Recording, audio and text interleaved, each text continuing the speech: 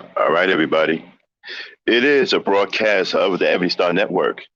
I am the Black Knight. Welcome to the weekend edition of Gangsta Talk. We're going to be talking about a topic that's really near and dear to me, and that's the pimp thing. I'm sick of pimps. I hate pimp culture. I hate the pimp game. I hate pimps. I hate the pimp ideology. I think all of it is bad for black people, and it's destructive for black women. I heard some food. One of the things that inspired this broadcast today, well, I was on a panel last night, and I heard a fool say, "We need pimps." Really? Well, we're going to find out just how much we need pimps today. Because personally, I don't believe we need pimps. We don't need any pimps. We have enough derelict and weirdos as it is. We don't need to add to it. We already got a bunch of worthless ass Negroes. Why do we want to add more? You know? Let's see just how much we need this pimp culture. We're going to talk about it. We're going to see just how much we need pimps and how much we need pimp culture.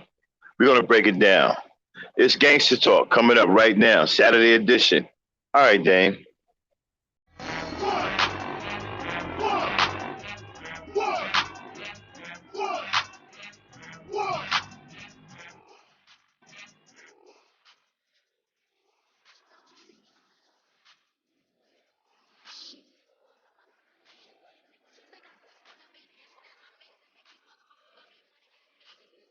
Nigga, I ain't even make it.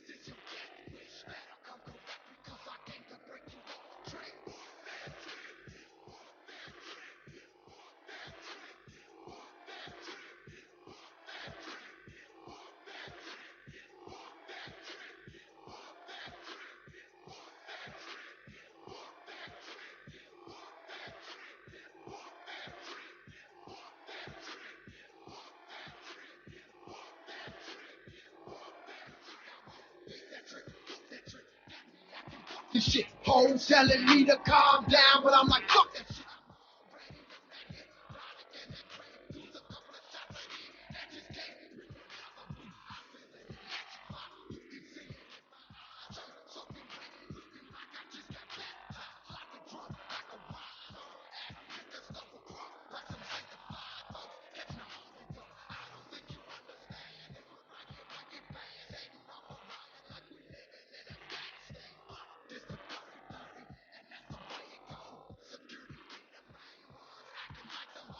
But you the fuck.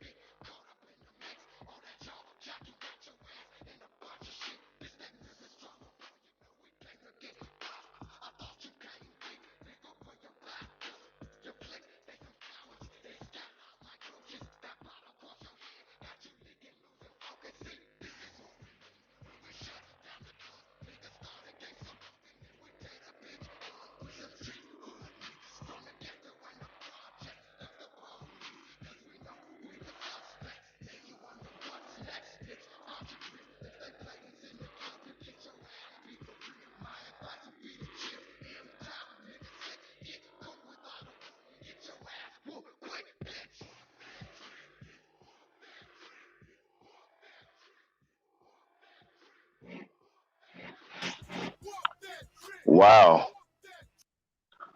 Wow. Wow. Wow. Now, that was just a movie, but it was inspired by a true story. Did you hear those lyrics? Welcome to Gangsta Talk. I am the Black Knight. And with me, as always, my partner in crime, my peoples, my little sister, the lady that herself, Miss Dame Frankie. What's going on, Frankie? Not much. You ready to get this Gangsta Talk on the road here? Yes. Well, not really on the road. We're getting ready to kick it off. We got Ladies Night tonight. Always doubleheader on Saturday, everybody. At the Ebony Star Network, we start out with Gangsta Talk sometime during the midday, sometimes it may be early. Then we finish up with about 4 hours in between for Ladies Night tonight. So make sure you tune in for Ladies Night tonight. We've had a low turnout for Ladies Night, so we want to boost that up, show the ladies that you appreciate them tonight. You know, work them hard, show up to Ladies Night and support. All right? The ladies are working hard over here at the Ebony Star Network, trying to bring you good content. Okay? You know, to bring you different content for a change, rather than hearing the same old garbage where people are faking fights and, you know, fronting and acting like they're the only ones on fucking YouTube that nobody can talk about. You know, all kinds of prima donna shit going on. All right? So you can get different content here at the Ebony Star Network. Okay? So show up tonight and show the ladies that you appreciate them working hard, trying to bring you some better content. Okay? All right, so with that being said, let's get on with the show. It's about pimping. Now, everybody that knows me knows that I hate pimping. As a matter of fact, I'm trying to single-handedly destroy pimp culture because I believe it's something that is a detriment to us as Black people. It hurts our women. It hurts our daughters. It exploits women. It degrades women. It destroys women in every conceivable way.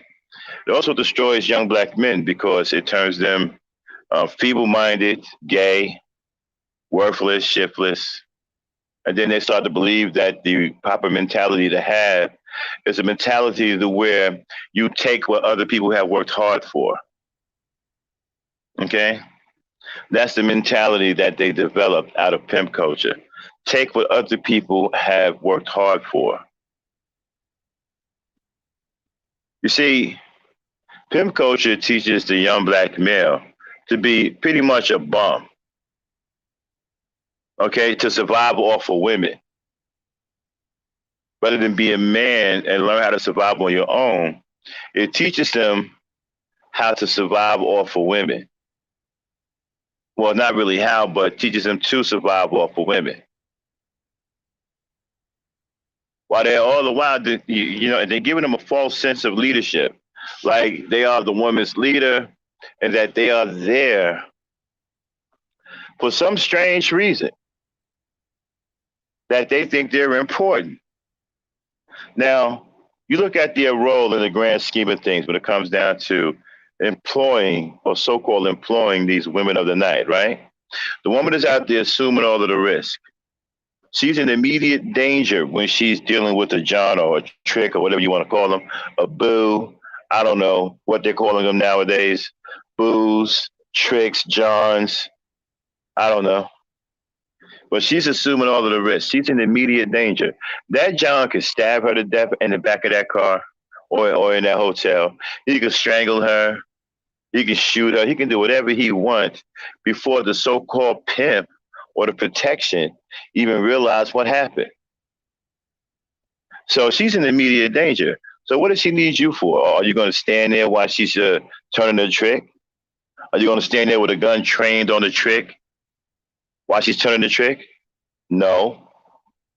And then we have to look at the respect factor that pimps have for women in this profession, which is -0, right? All of them are whores. All of them are bitchs. Okay? No respect whatsoever. No respect for the sacred womb that brings life into this world. As a matter of fact, they are great defilers of the sacred womb. great defilers.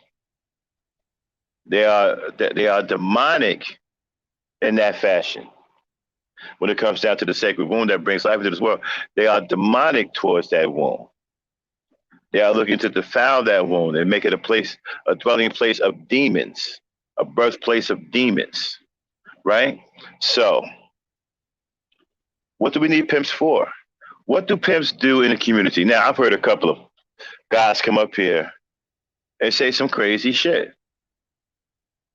Let me direct you to some of the crazy shit I heard. I heard one dude come up talking about pimps taught me the game. I respected my boy's father because he was a pimp. Pimps taught me some good shit.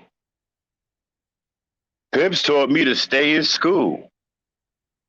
Pimps taught me to say no to drugs.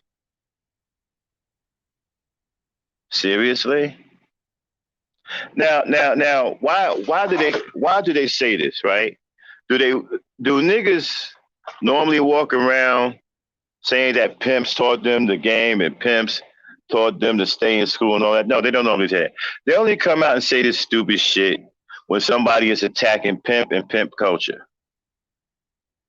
See, because these worthless, shiftless ass niggas, they want pimping to stay around because pimping gives them an excuse to be a fucking bum and live off of women.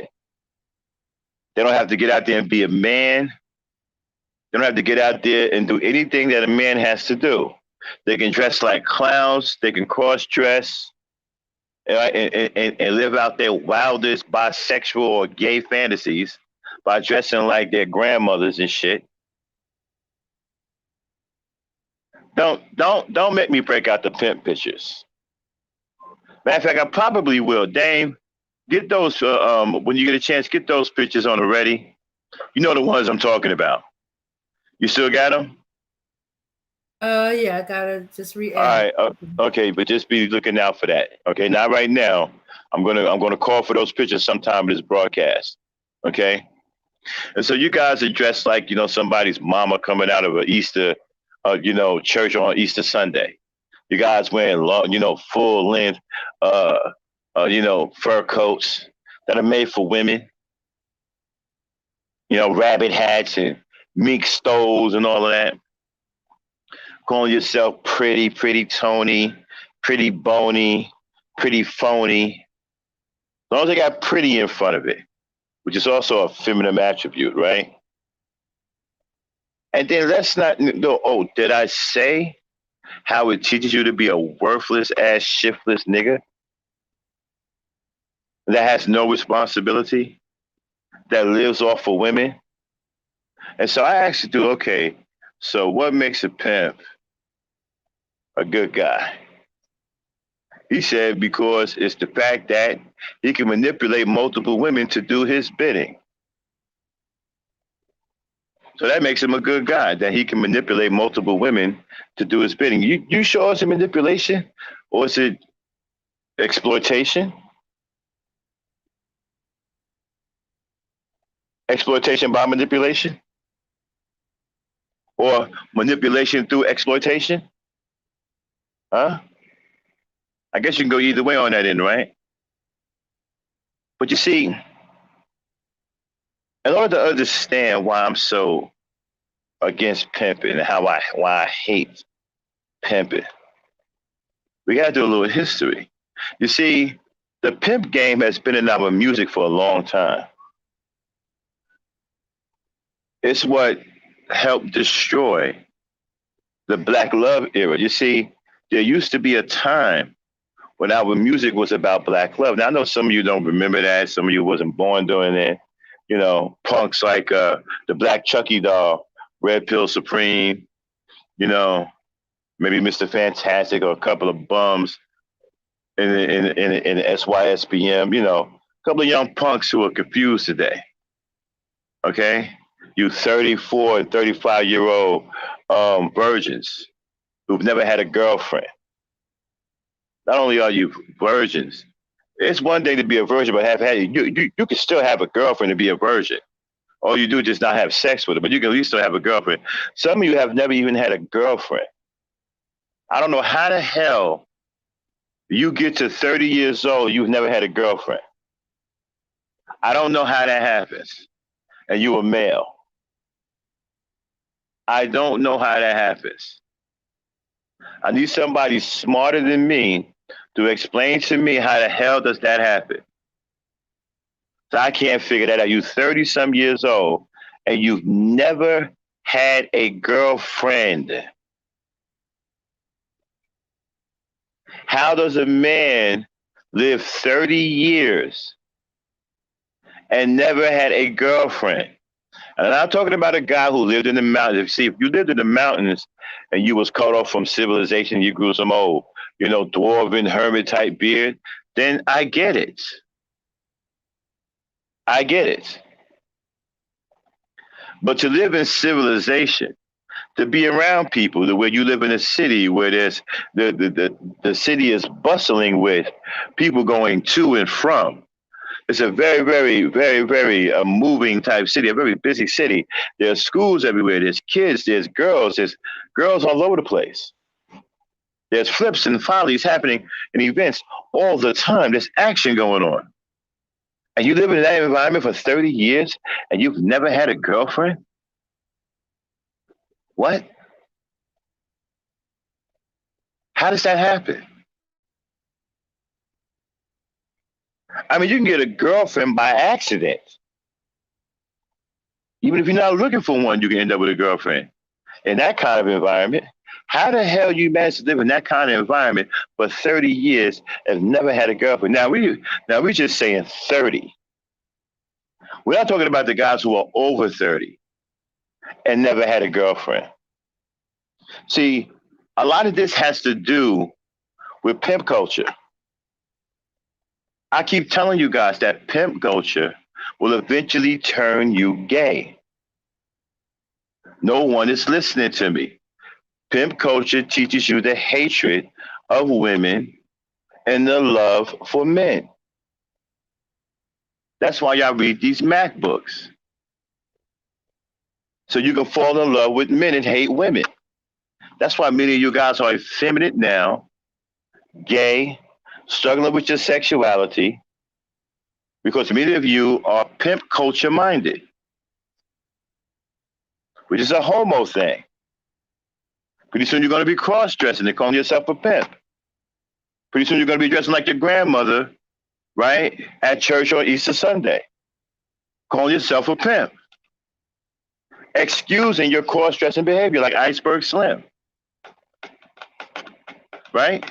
Call yourself a pimp. Thinking it's okay to walk around here in female attire. Your sartorial expression is absolutely feminine. And you think it's okay. Call yourself a pimp. It's okay to dress like a woman as long as you call yourself a pimp, right? Hey man, dude look like a lady.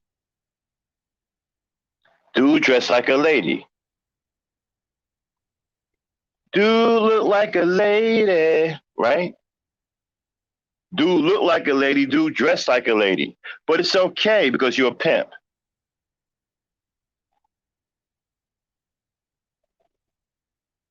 Hey, what's up, crew? Oh, crew's still around, huh?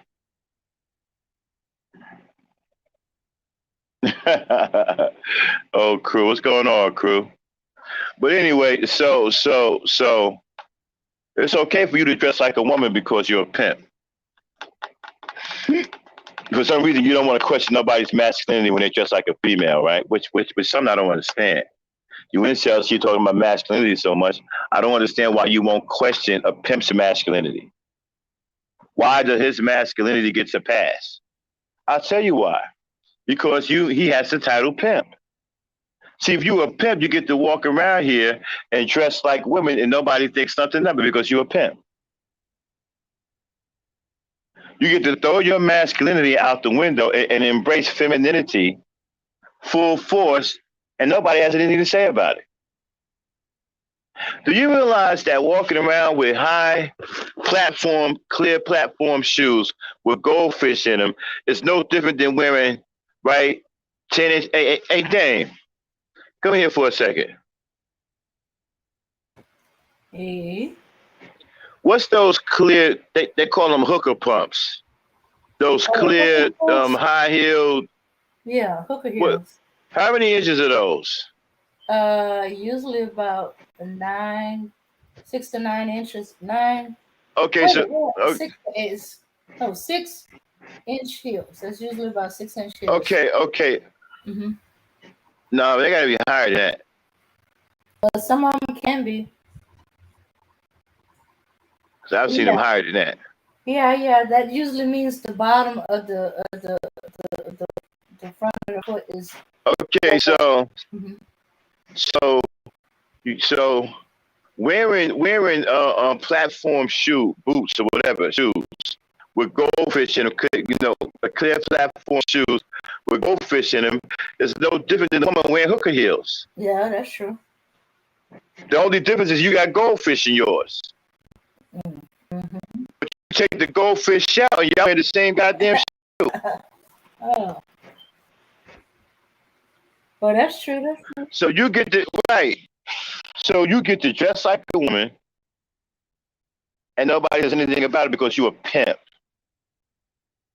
It's okay for black men to play dress up as grown ass men, dress up with female apparel, and and portray bisexual tendencies and gay tendencies, and not be ridiculed for it because or looked at in a peculiar way because they are called pimps. So pimps, I think I understand why a lot of you want to be called pimps. You like the pimp culture because you can get away with excusing your bi-curious behavior, right? Many of you are saloon doors. You know what a saloon door does? It swings both ways. So many of you niggas are saloon door niggas. Your sexuality swings both ways. And so you are really for the pimp culture, right? I mean, you hard on that pimp culture. You want pimp culture. I heard one of the niggas say last night that pimps will never die.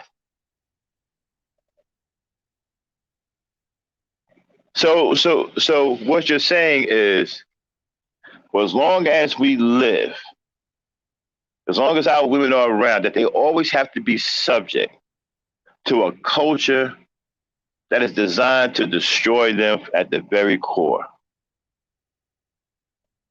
Unacceptable. I'm not going to stand for that. I'd rather get rid of every pimp on the planet before that happens. You see, I have nothing but disdain and anger for you pimps. Okay. I'm not gonna sit up here and pull my hair out. I ain't got hardly nothing to pull. I got a low hair anyway. I'm not gonna freak out. I'm not gonna sit up here and argue and fight about it, whatever. I'm just gonna calmly tell you that, if I ever get a chance to push one of you out of a jet, I'm going to be very happy in doing so. Because that's just how much I think that you are a blight on society of women, of black women. You are a blight on the black society of women, a blight. You are a cancer that needs to be removed. Nothing about who you are and what you represent is positive in any way, shape, or form. Now, I know some of you will sit up here and tell me, well, Max, you're wrong because pimps taught me the game. What game? Life isn't a game. You see, that's what's wrong with you Negroes now. You think everything is funny. You refuse to grow up and see the world for what it really is. You think everything is a game. You think every house is a crib. You think like a baby mentally. Life isn't a game. Only fools walking around talking about, the game is this, the game is that. Life isn't, hello? Life isn't a game. Serious-minded people don't talk like that. Life isn't a game. You're the only fool walking around here talking about, the game, the game, the game. And you really mean it too. I mean, you Negroes got PlayStations and Wi-Fi games and games on your. Why do you think they make these phones and geared toward? Why do you think they gear all these things towards black people? Because they want to put you in that category of permanent consumer. And so you have intellectuals who swear that they know what the fuck's going on, come on here and tell you about policies, like you're gonna do something about it. See, I don't blow no smoke up your asses. I don't claim to be some pseudo internet scholar that's gonna sit up here and blow a bunch of smoke up your ass about shit you can't do nothing about. Just to make myself sound like I'm a real intellectual at your expense, right? Is that what many of them do? Sit up here and talk at you because they need to be validated for their they need to be validated for their intellectualism because that fuels their ego. But what they have to say doesn't benefit you in the least. And what they have to say, right, you're not going to put into action anyway. How many of you are actually going to how many of you are actually going to get up and go out there and facilitate the change of any policy? How many of you? How many of you? Let's be realistic. You can sit and listen to this mumbo jumbo intellectual bullshit if you want to. That's on you. But at the end of the day, that's all it is. You know why? Because they've moved no one. And they have done nothing. And they not have accomplished taking one step. See, at the end of the day, it's about production. And you guys are going to understand what I mean, okay? You're going to understand what I mean. After you get over your intellectual masturbation, right? Your intellectual masturbation and your academic ejaculation, and you come into the real world, and the real understanding of the world is very, very basic and very primitive and very simple. I told you simplicity is the key to life. Not all this intellectual masturbation and academic ejaculation. Right? Life is simplistic. Life is about balance. And when you understand that, you will understand life much better and you will move much better. It's about balance. Life is simplistic. People make things complicated with all of this BS that they put in your head. I've told you, and you don't pay me no mind because I come at you in a very simplistic and a very primitive and brutal fashion. But that's pretty much what the world is about underneath. This sugar-coated topping that we have right now, with all this so-called intellectual dueling, pay attention to the intellectual dueling. What is it accomplishing? Nothing. Many of them are scam artists. They got you caught up in a bunch of BS and they're digging in your pockets. Don't get me started on the conscious community and Brother Polite in them. And the manosphere. And the red pill. They're scam artists. These people are getting money. You don't give a fuck about who you think is intellectually smart or not. They want you on that shit. These are the people that understand a very primitive way of life, the very simplistic way of life. They get it. You are the ones who don't get it. And you won't listen to me because you think that I'm too simplistic and I'm not smart enough. But I know the key to life. It's about balance. It's simplistic. It's simplistic. And at the end of the day, it's about guns and butter. How many times I keep telling you guys that? That's one of the coldest lines and the most realist lines I ever heard said in a movie. It's about guns and butter.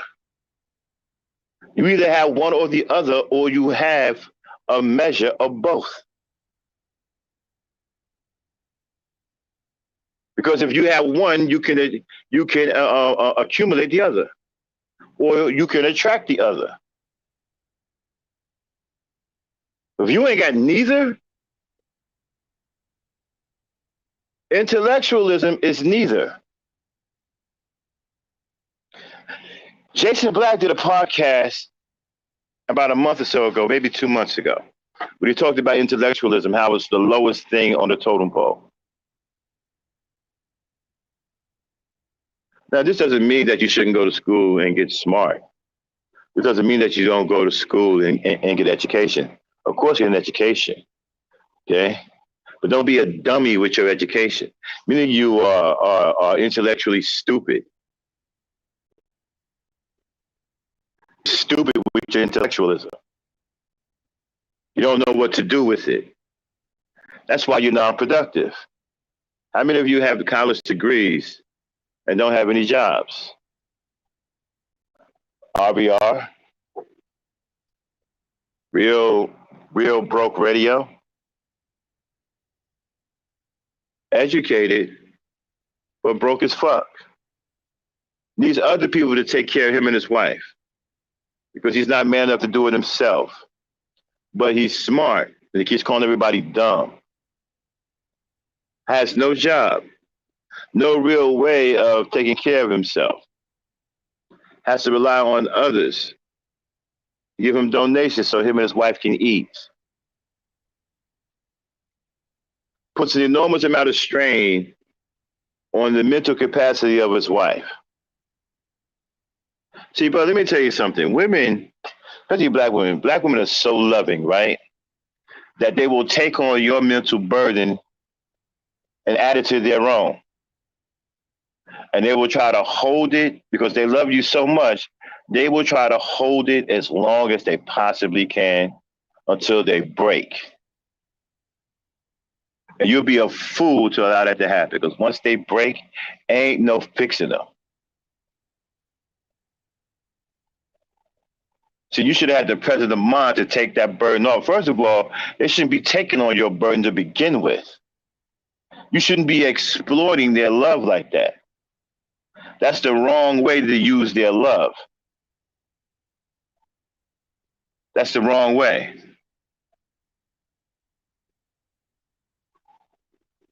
But many of you, you're pimps, right?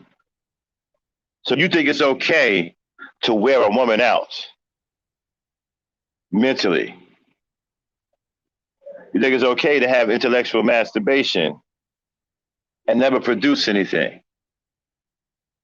The minute you're nothing but talkers and you produce absolutely nothing. You say the same shit over and over again that produce nothing. Sure, you may turn a few heads here on the YouTube streets. Wow, that nigga said some deep shit.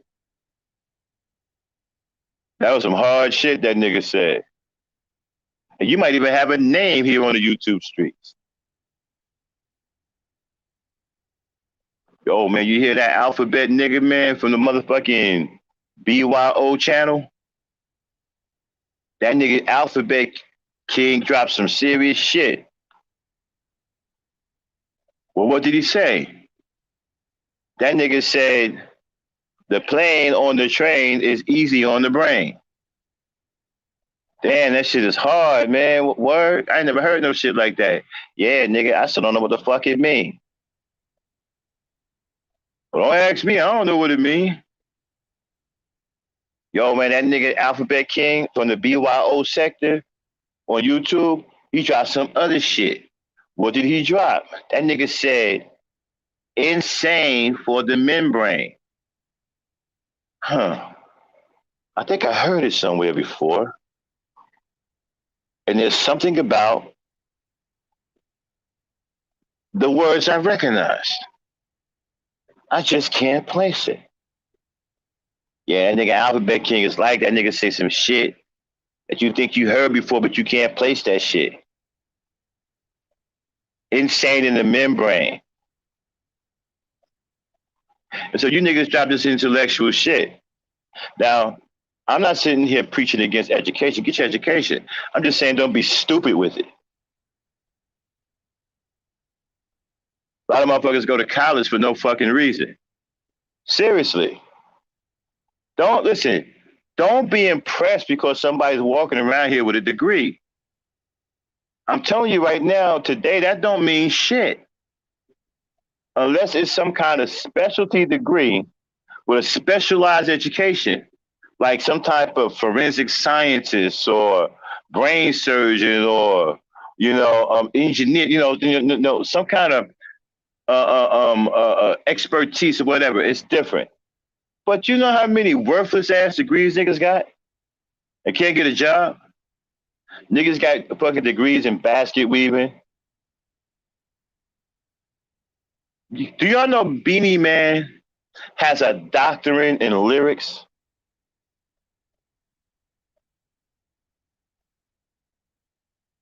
You know Beanie Man, the Jamaican rapper. He has a doctorate in lyrics.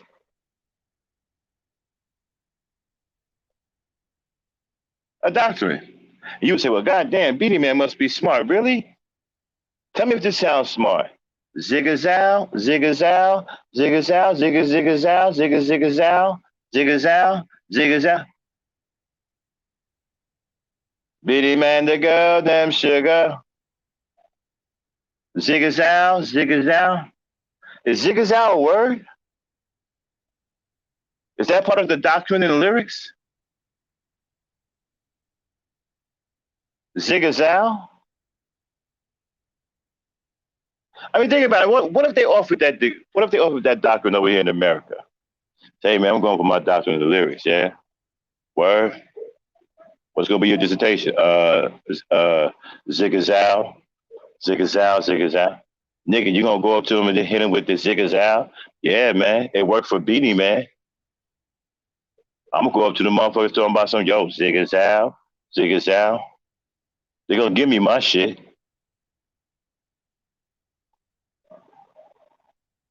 I mean, niggas are some colorful losers. We are comical and colorful losers. You're not only losing, but you're good at losing. You're good at losing. You're funny at it. You're entertaining. People love to see us lose because we're good at it. We're entertaining when we lose. When we lose. Like for example,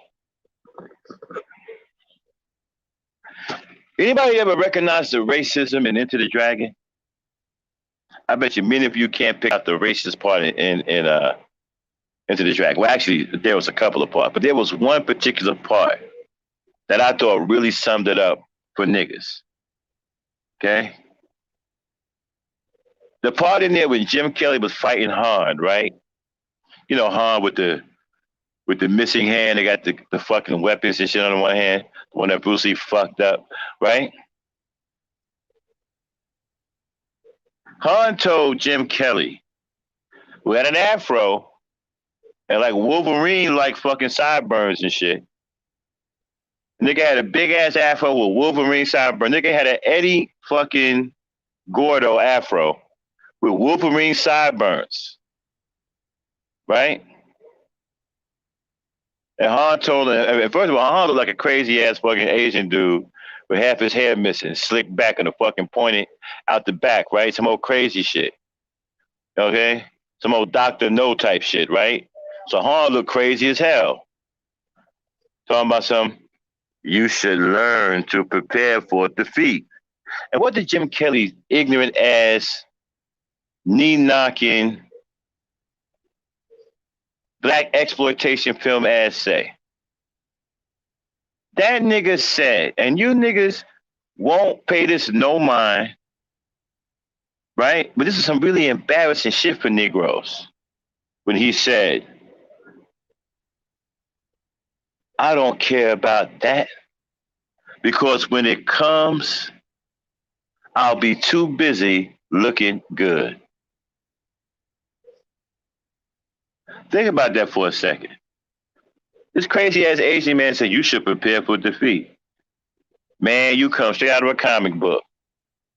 I'm not worried about defeat because when it comes, I'll be too busy looking good. Nigga is going to look good losing. See, I don't catch shit like this because you have no problem losing. The Negro said, when defeat comes, I'll be too busy looking good. Surely there was no black producers around back then that could have interfered. But hey, if I was there, I'd be, hey man, what do you mean? I mean, there was nobody there black, including Jim Kelly himself, to protest that line. Jim Kelly was okay with it. Han said, you should prepare for defeat. Jim Kelly said, man, I ain't worried about that because when it comes, I'll be too busy looking good. You know how damaging that is? See, y'all don't think about shit like that. That's why y'all lose all the fucking time. That's why you niggas are bums. That's why you're talking about pimp culture. That's why you're trying to save pimp culture, because pimp culture allows you to be a worthless, shiftless bum. You don't have to mature and be a man. You can live off of women. You think it's easier for you to break the will of women than you to exact your will on the world, right? You scared of the real world because somebody might put their foot in your ass. Somebody might punch you in the mouth. Somebody might knock you down, push you down. You may get caught in too many situations where they are pushing and a shoving and a shoving and a pushing. You may get your hands dirty. You may break a fingernail. See, you don't want to deal with no shit like that. You want to prey on innocent young women who you think are weaker and that you can bully and become an absolute tyrant over. And because you've conquered them, you think you're a fucking man. You think you're the shit. You walking around here like that's something to be proud of. Yo, man, I pimp women. I's the shit. And that's why you niggas gotta go. We gotta get rid of you punk ass niggas. You ain't about shit. You a worthless ass, shiftless nigga. That's all you are. That's all you accomplish in life by being a pimp. You become a worthless, shiftless, shameful ass nigga. You ain't about shit, and you a danger to women. You a danger to our girls, period. Now, let's get some history going here, shall we? Dan, get that Too Short fired up. Let me know when you're ready with the Too Short. All right, ready. All right, hold on, don't play it yet. Now, we're gonna take y'all back in time, right? As a matter of fact, I believe I got into it with Koja about this, about how the shit is in our music. Okay, at the time I didn't understand what she was talking about because I go way back, and I come from an era where there was black love, but she wasn't talking about that era. She was talking about this type of shit right here. Play it.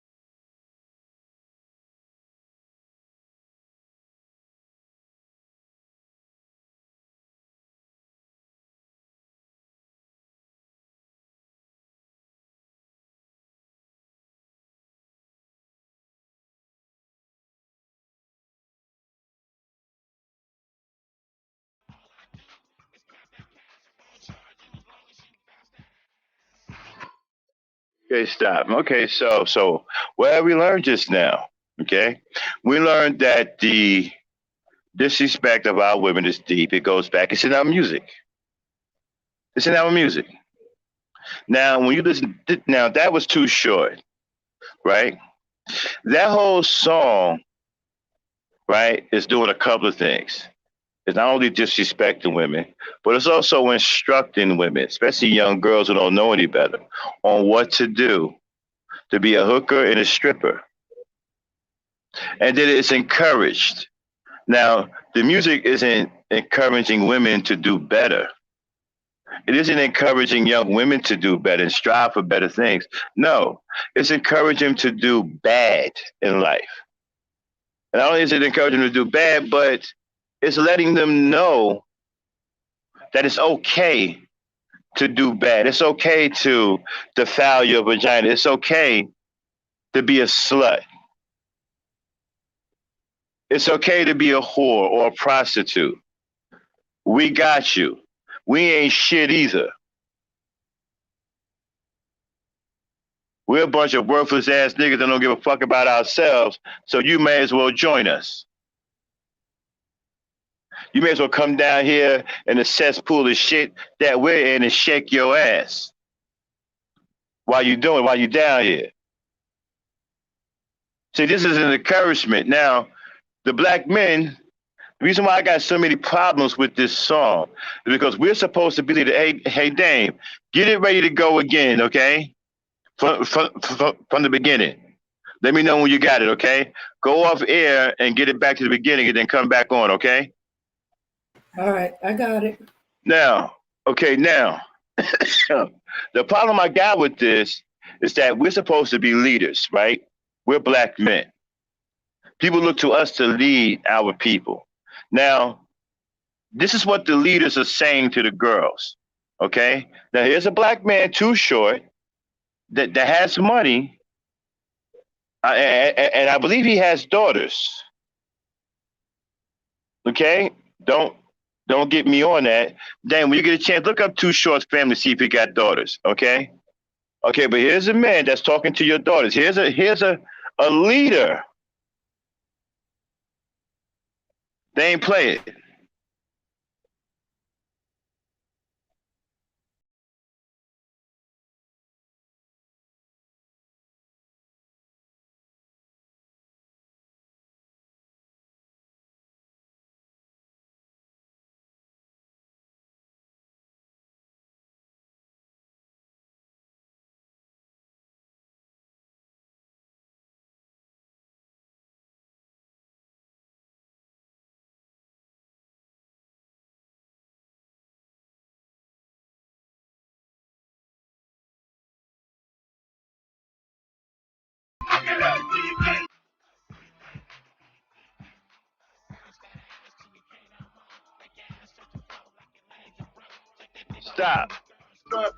Stop.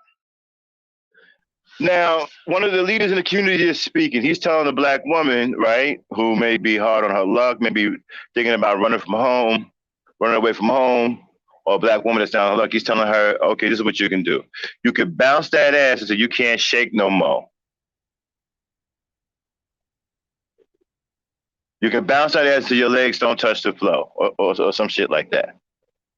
You can bounce that ass. That's what you're telling our black women who are in need, who are in dire straits.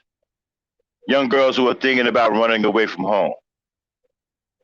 This is what the leaders are saying in the community. Now, we're not going to say that he's saying this and put this on a record to teach people, because you could just simply say, well, don't listen to the music. And I would agree with you. But we have black men in the community who do listen to this shit and who use this shit on this record to try to manipulate women in real time in the community. So you got these wannabe pimps in the community. When a young girl comes across them that's confused, that can be easily manipulated because she doesn't know who she is. She may be thinking about running from school, running away from home, Here's a chance for him to be an upstanding man in the community, right? And show this girl the right way to go. No, what he tells her is you can learn how to bounce your ass and shake it to the flow until you can't shake it no more. That's what he's telling our young girls who are in dire straits. That's what he's telling women who have come to a crossroads or maybe at an impasse in their life. Bounce that ass until you can't shake it no more. Okay, Dave, play it.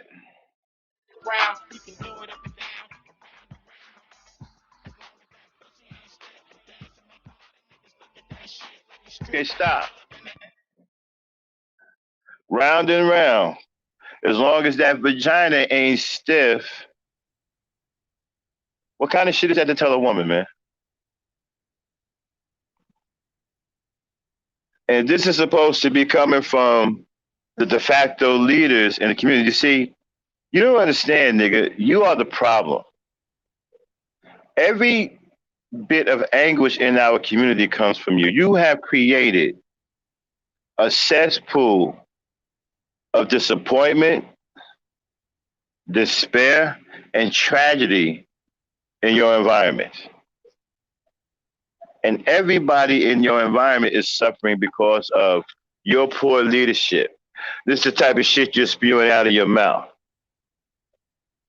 You got to sit up here and you got to tell me that we need pimps. We need men running around here telling women who are in dire straits to shake their ass so they can't shake it no more. As long as their vaginas aren't stiff.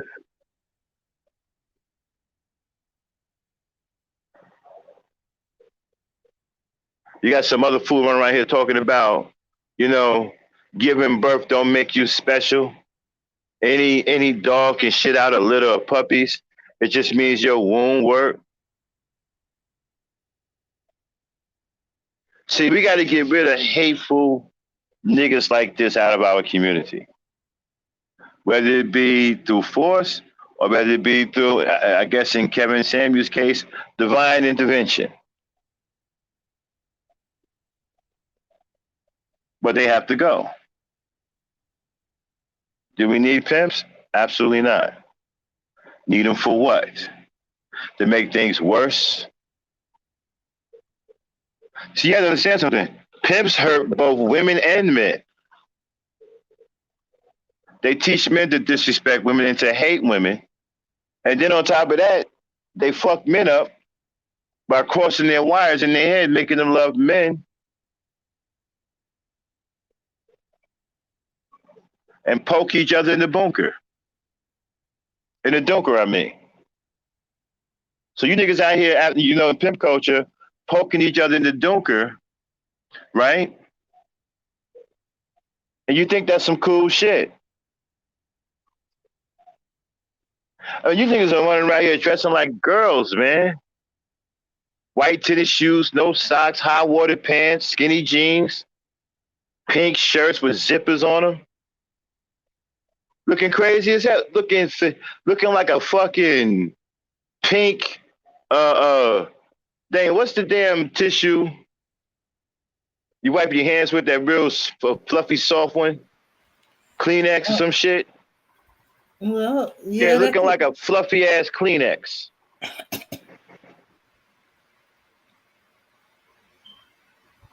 You think it's okay to exude, you think it's okay to be a man and exude no masculinity whatsoever. I mean, you niggas ain't even walking around with no hard walks anymore. Y'all ain't even got that going on no more. Y'all ain't even got the mystique of being a tough nigga. Y'all don't look tough at all. You niggas look frail, and y'all look like punks. Y'all niggas are like lunch meat.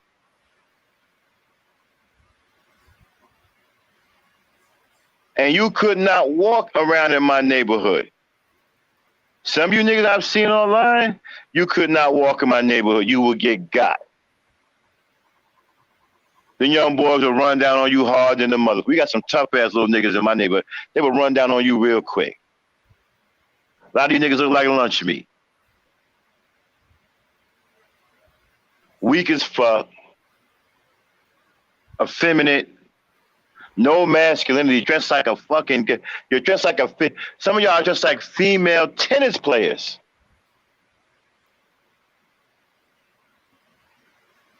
You think that shit is cool. Now,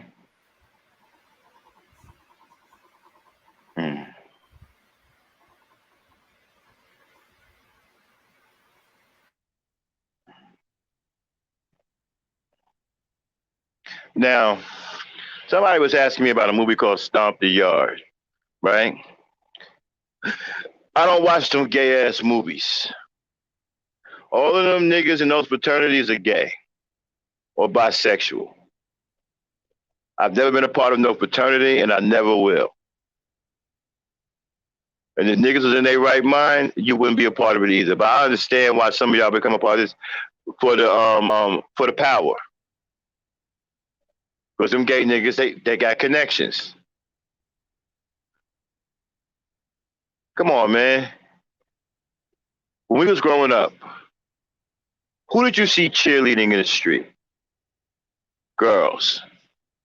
Did you see little boys cheerleading? Let's be realistic. Now, I'm not talking about your new generation, because your new generation, that's probably going on out here in the street. It's probably normal for y'all to walk down the street and see a bunch of boys, jumping double dutch and, walking around with their knees knocking together, wearing dresses and shit and cheering like fucking girls. That might be normal today in this generation. But I'm talking about in my generation, you didn't see that. You saw girls doing double dutch, and you saw girls out there clapping their hands, stomping their feet, and doing their little dances and their little cheers. You ugly. Hey, you ugly. Yo mama says you ugly. Girls did that. You didn't see any boys doing that. Girls used to get down and gyrate their hips, because the mama brought them a hula hoop, right? They get out there and shake their little hips and whatnot, gyrating with their little booties up in the air and all that to try to attract boys. Twerking, girls been twerking since the 60s. Twerking isn't new. That's something you learn when you get a damn hula hoop. Twerking is old as shit. Okay? They've been twerking. But it's natural for a girl to twerk. Nobody has a problem with a girl twerking. But we got a problem with a nigga twerking, though. What is a nigga doing twerking? Somebody need to answer that question for me, man. I need you masculine niggas, you mercenaries or you hardcore niggas who want to sit up here and hold black women accountable, you tough niggas who think you doing something, talking about you hold black women accountable in chat rooms and shit. You internet tough guys, you YT gangsters.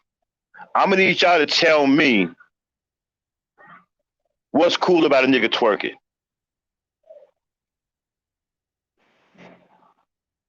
Cause see, I'm a man, I'm a real man. I come from the old school. I come from the blacktop. Okay? And I'm gonna keep telling you that I've been body slammed before.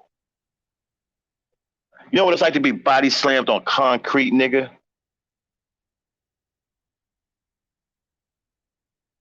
I got to be able to get up from that shit and fight for your life because this nigga trying to kill you.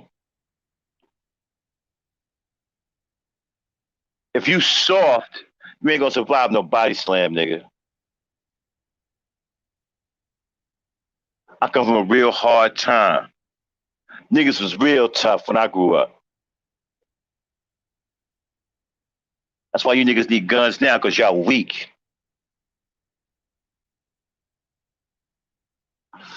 So, let me explain something to you. I'm gonna need you tough internet niggas. When I drop this link, all you internet tough guys, or you real hard niggas that's holding black women accountable, You know, you loudmouth niggas who can argue louder than women. Because on here, I guess that's masculinity, shouting down a woman.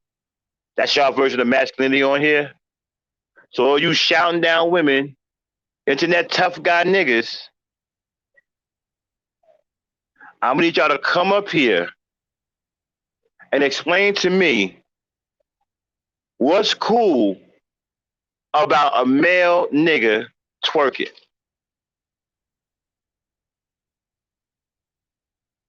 What's cool about that?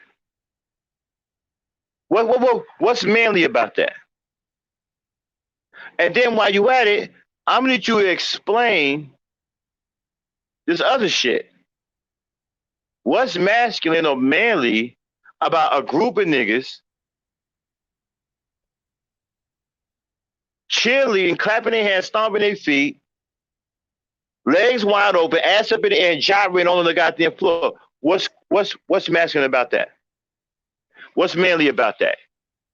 See, because where I come from, where I grew up at, guys didn't do that. Girls did that. What's changed? Was you niggas down with the feminist movement or something, talking about some damn equality?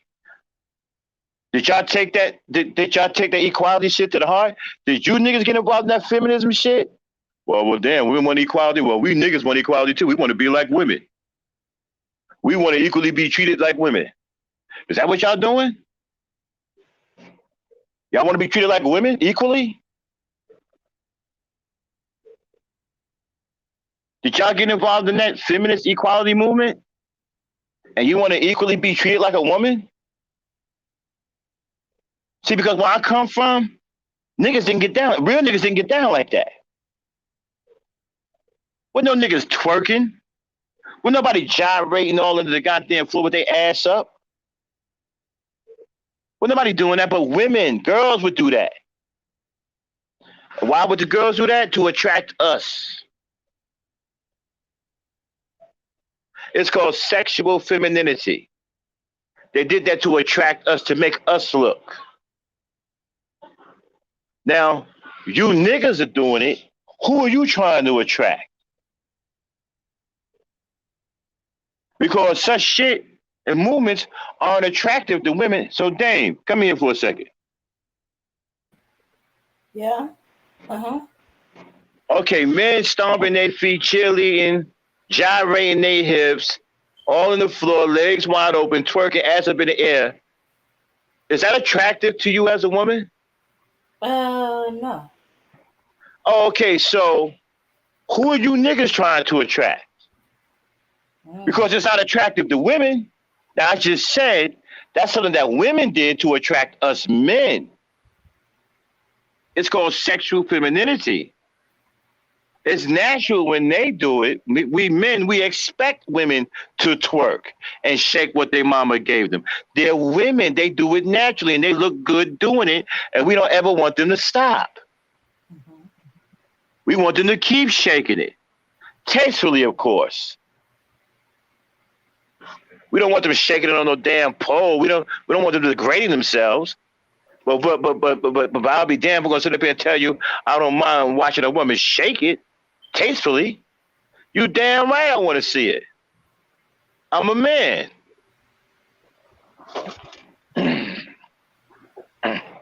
You damn right I want to see it. I don't want her degrading herself though. I'm not going to tell her to be a whore. I'm not going to tell her to jump her ass on a pole and do it. But sometimes women feel a little freaky. Ain't nothing wrong with that. They want to get freaky. They want to give you a lap dance in your home, whatever. That's cool. Sometimes women feel freaky like that. Ain't nothing wrong with that. But it's wrong when you have them being prostitutes. It's wrong when you force them to be strippers, and you know you're putting that profession out there and you're exploiting them for it. Okay, you're creating a bad culture. Now again, well, you internet tough guys, what are men doing twerking? Who are they hoping to attract? We know who the women are trying to attract when they do it. They're trying to attract men. So what are you niggas doing? Who are you trying? Are you trying to attract men too? Because you're not attracting women. See, that movie stumped y'all with some gay shit. And you can tell the gay ass niggas, right, by the way they talk about the movie. Yo, them niggas, yo, man, them brothers was doing it. Those are gay niggas. There ain't no real masculine niggas, no real man niggas gonna tell you that that movie was about anything but fucking gay ass niggas. Okay? Gyrating their goddamn hips with their ass up in the fucking air. Dancing like bitches. Trying to pass that shit off as some kind of fucking, you know, dance craze. The fuck out of here. Men don't dance like that. That ain't no fucking. You see, y'all gotta understand something. The movies has done a number on black men. And has done a number on black women. They have gotten you convinced that the gay shit that black men do is masculine shit. They got women confused. They got you thinking this is some serious manly shit. Niggas twerking. Oh man, they twerking and they dancing like girls. That's some manly shit. No, it isn't. That's some girl shit. Negroes aren't supposed to twerk and have their ass up in the air and gyrate in their fucking hips with their legs wide open as to invite penetration. That's not what real niggas do.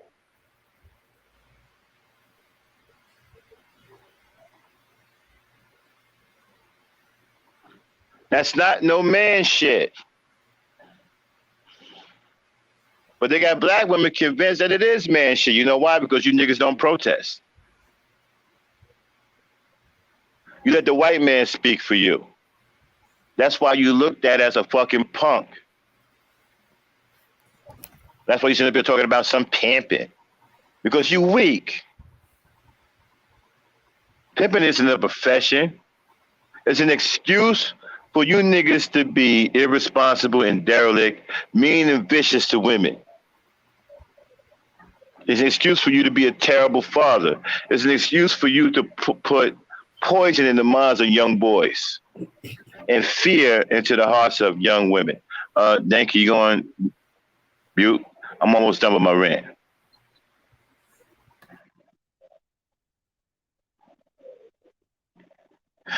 I agree. The birth of the bisexual male pimp culture because you guys are gay as fuck. Now, before I put the link out in closing, I want to say this. Dame, put up that picture, and you know the one I'm talking about. Let's start with Shaka Amos. Let me tell you what pimp culture is creating. Okay, throw Shaka Amos up first. There you go, fellas. Is that masculinity for you? A nigga in a body dress? No. This nigga think he's an alpha female. He thinks he's a dominant black woman. But you know what the contradiction about this nigga right here? He said on one now he looks like this, but he said on one of his podcasts that the greatest single threat to black men are black women. That's what he said. So niggas, as a solution to that, he's offering up himself to you in a full body dress, hoping that you find him attractive, hoping that you would choose him over black women because he said black women are the greatest single threat to you. Is this what you're choosing?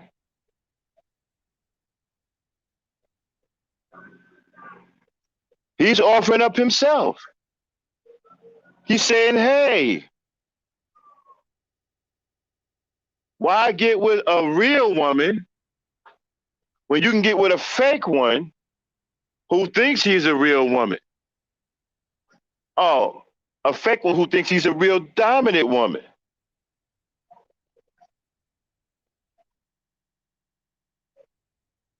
And then he comes with a He comes with an extra added piece of equipment.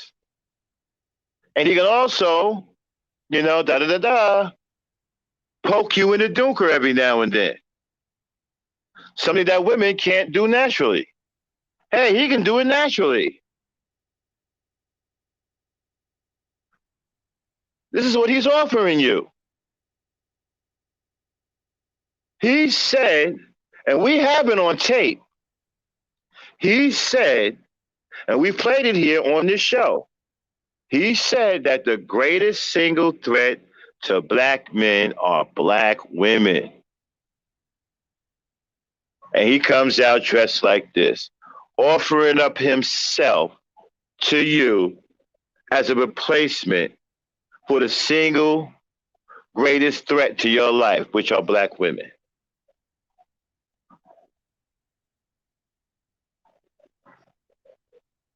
Is it what you guys want?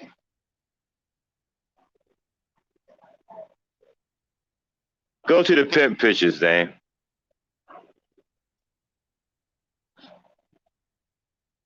Look at this stupid shit here. Let's start with the nigga in the middle in the black, right? With the black glasses on, with the lime green fucking St. Patrick's Day hat on. You're like a goddamn fool. Now, you see this nigga right here, right, in the middle. Would you think that he was some kind of serious nigga in the community? Is this what we want our boys to look up to? These niggas in this picture are dressed like clowns. These are cross-dressing niggas. They're all dressed like somebody's grandmama who just got out of the goddamn church on Easter Sunday.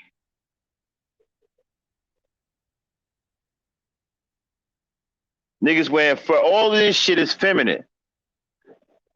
Okay?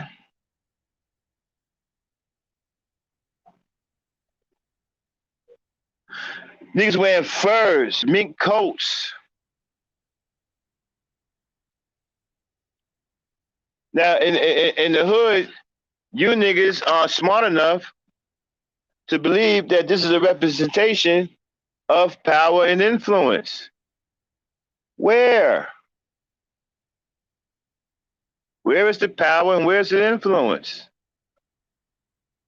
Y'all think pimp. Y'all say, hey man, the pimp. Y'all love the pimp game. Okay, so where's the money at? Your pimps got money. Okay. What are they doing with it? Our schools are still fucked up.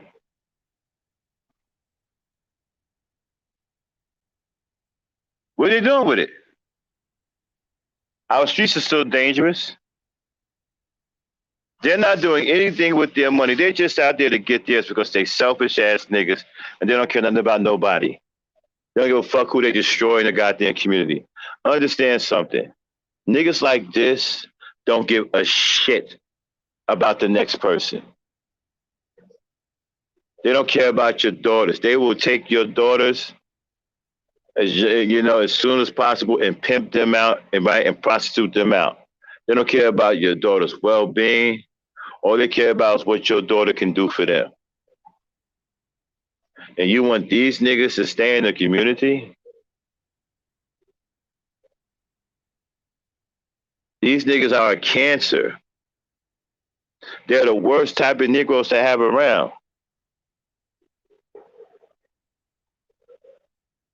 They're the worst type of niggas to have around. Because they're like they're a blight. They infect people. They are infectious. You know how hard it is to get rid of an infectious disease? The reason why I say they're the kind of worst type of niggas because they don't usually go to jail. You don't see many pimps in jail. They're real slick about staying out of jail, so that means that they're in your community longer. A killer, all you gotta do is catch him. Either catch a killer or kill a killer. And that's over with. But a pimp is much different. A lot of them don't pimp hard enough to go to jail. but they still do damage, massive psychological damage to women and to men. So they're a little difficult to get out of your community. They can be in your community for decades, poisoning hundreds of minds, psychologically damaging hundreds of girls.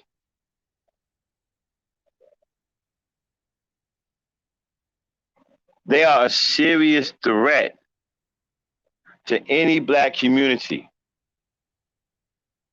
We have to kill this culture. We have to kill this mindset. We have to get this mentality out of the minds of our young boys, because that's where it starts. It's not in the mind of the girls. It starts in the mind of the boys. And they carry this shit out into the neighborhood, and then they use it to manipulate girls. Trying to get rid of this shit. Do we need pimps? Hell fucking no. What kind of crazy ass nigga think that we need pimps? With that being said, they ain't dropped the link. I'm at the end of my rant. As always, the panel is open. You can come on up. I really would like you tough niggas.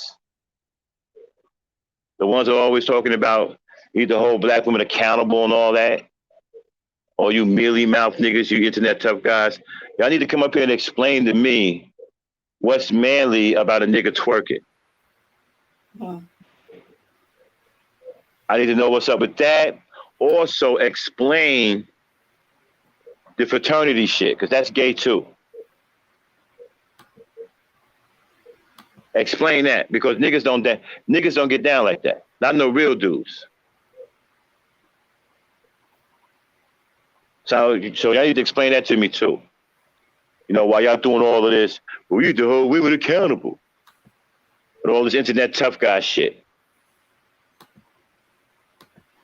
Okay? Okay. Jane, I don't know if you meant to have your camera up. Oh, there you go. Hello? There you go. Oh, this Koja. I got a new device. I'm sorry. No, this Koja. Okay. Maybe I could change my name. Yeah. Yeah, I got a new tablet, and I ain't hooked up all the stuff yet. Oh, okay. Hey, Koja. Hey, how y'all doing? Hey, man, I was just telling people how, you and I had a conversation a while back about the music, and how it's in our music. Oh, hold up. Let me turn my YouTube thing off. I think my YouTube is in the background. Yeah, I did it.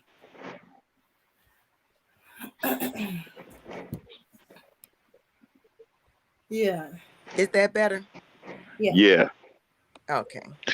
And I was playing that side from Too Short, to show people how this is in our music. Now it came after the Black Love era, but it's still it's in our music. And it's been in our music for a long time. It's been programming young black boys for a long time. Yeah, culture. It's a lot of pieces to this component, but for the man said, when you go back to old days, I'm talking about like Jesus Christ days, do you think prostitution would have been permitted if it wasn't some man running the whorehouse? You had a few exceptions that women, but there has always been exploitation and trafficking of women. Now in America and some other places, and you have the few exceptions, women can actually run their own money. But let's never forget that this never started because women wanted to do this. It was the end, what they call it, the means to an end. It was survival. And women aren't doing it out of survival anymore. We're choosing different things. There will be some that will go into it for that reasons, but the majority are not choosing that type of lifestyle. And these men, to see one thing about pimp culture, pimps never really had to fight other pimps, to be honest. They had their prostitutes out there fighting for them, but they some punks they want the women to do all the fighting. They're gonna say, well, I'm Mhm. protecting you. But no, their thing is, if my bottom bitch lose against your bottom bitch, I'm gonna whoop that bitch ass. I'm not gonna whoop that man ass, because they never really want the confrontation with other men. They're scary. Mhm. And they want the women to do all of their fighting. And if you ain't a Mhm. fighter, just say you ain't a fighter. But don't act like they just want to be some masculine, some feminine housewives that don't do. They Mhm. want the women to go and do all the work, Mhm. and they want to sit up at home and play PlayStation. But never forget, while they sitting at home playing PlayStation, they fucking other dudes and calling themselves masculine. That's what they Mhm. doing. Or they fucking the kids while the Mhm. women out there, and they turning the children into future generations. We had the what they called it in here. We had Jamaicans that came in during the season, and they stayed in the housing that they had for immigrants. Now they Mhm. would have a couple of men from town that would take women to prostitute on those campgrounds, because that's what they did. But the only thing they really did was exploit, and they will turn around and see. These men don't think that these same men that are pimps will pimp their sons. They the ones that put the young boys out there to take the risk of selling the drugs while they got the money on the top. See, they think only women can be pimped. Mhm. And it's just people trying to take advantage of weaker, and they're not really strong. They just Hey, Culture, pretend. I Mm-hmm. want to get your take on something. And then put that picture of Shaka almost back up. Now remember, right? I said now we got tape of this man saying that the greatest threat, right, to black men are black women. And now, what do you think about this picture? After he said that, this is what he's dressed like. Give me your take on that. All of these men that's professing this stuff is undercover DL. Mm-hmm. See, my son is actually gay. Let's get that straight. My son ain't feminine gay, he gay. But he told his own dick. These men are so angry at women because they in that imaginary closet. They don't want to come out. I know exactly what they are. They got so much vitriol and stuff. They are closeted men, Mm-hmm. the majority of them. And it's only in their mind, because anybody with insight see what they are. But that's what they are. They're closeted men. Just come on out and rest in your femininity and live your best life, and they won't be angry no more. But they're Mm-hmm. closet, and they more dangerous, I actually think, than the ones that are there, because these are the ones, and I'm not gonna say pedophilia, but these are the ones that are dangerous, because people, if you gay, you're gonna go and you're gonna congregate with other gay men. These people here are the danger, and they want to demonize women because they want men to come over there and sit underneath them and do it. And I don't even see why they didn't see KS and what he was doing. He was grooming and indoctrinating them. Mm-hmm. And Now here's the thing, they right? some bitches. What's strange about this whole thing, right? He's dressed like that, and the woman next to him is supposed to be his girlfriend. No, he want to be the whole bitch in the relationship. He gonna be in competition with her. Mm-hmm. Mm-hmm. She'll never satisfy him because he want to be her. He want to wear her Okay, skin. Dan, you can get him off the screen. Yeah, you know, and this whole pimp shit, you know, to me is some gay shit. And like I said, what pissed me off last night was when niggas was talking about pimping ain't gonna never die, and that pimps are good, pimps did good things. I don't see nothing good about pimping. I don't see nothing good about pimp They culture. want women to die because they don't want the competition. That's all. You want to get rid of your competitor. So I ain't got to worry about Mm-hmm. competing with these bitches. Now I just got to worry about competing with other men. They just want to cut out 51% of the competition Right.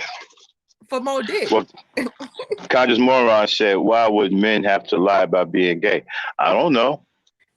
Like, this not a big thing in the black community. Like, you don't live in this Mm-hmm. world, and it is not a very friendly community because y'all not upfront with what y'all want, first of all. And if you want to be with a man, say you want to be with a man. I don't care if you want to be with a man.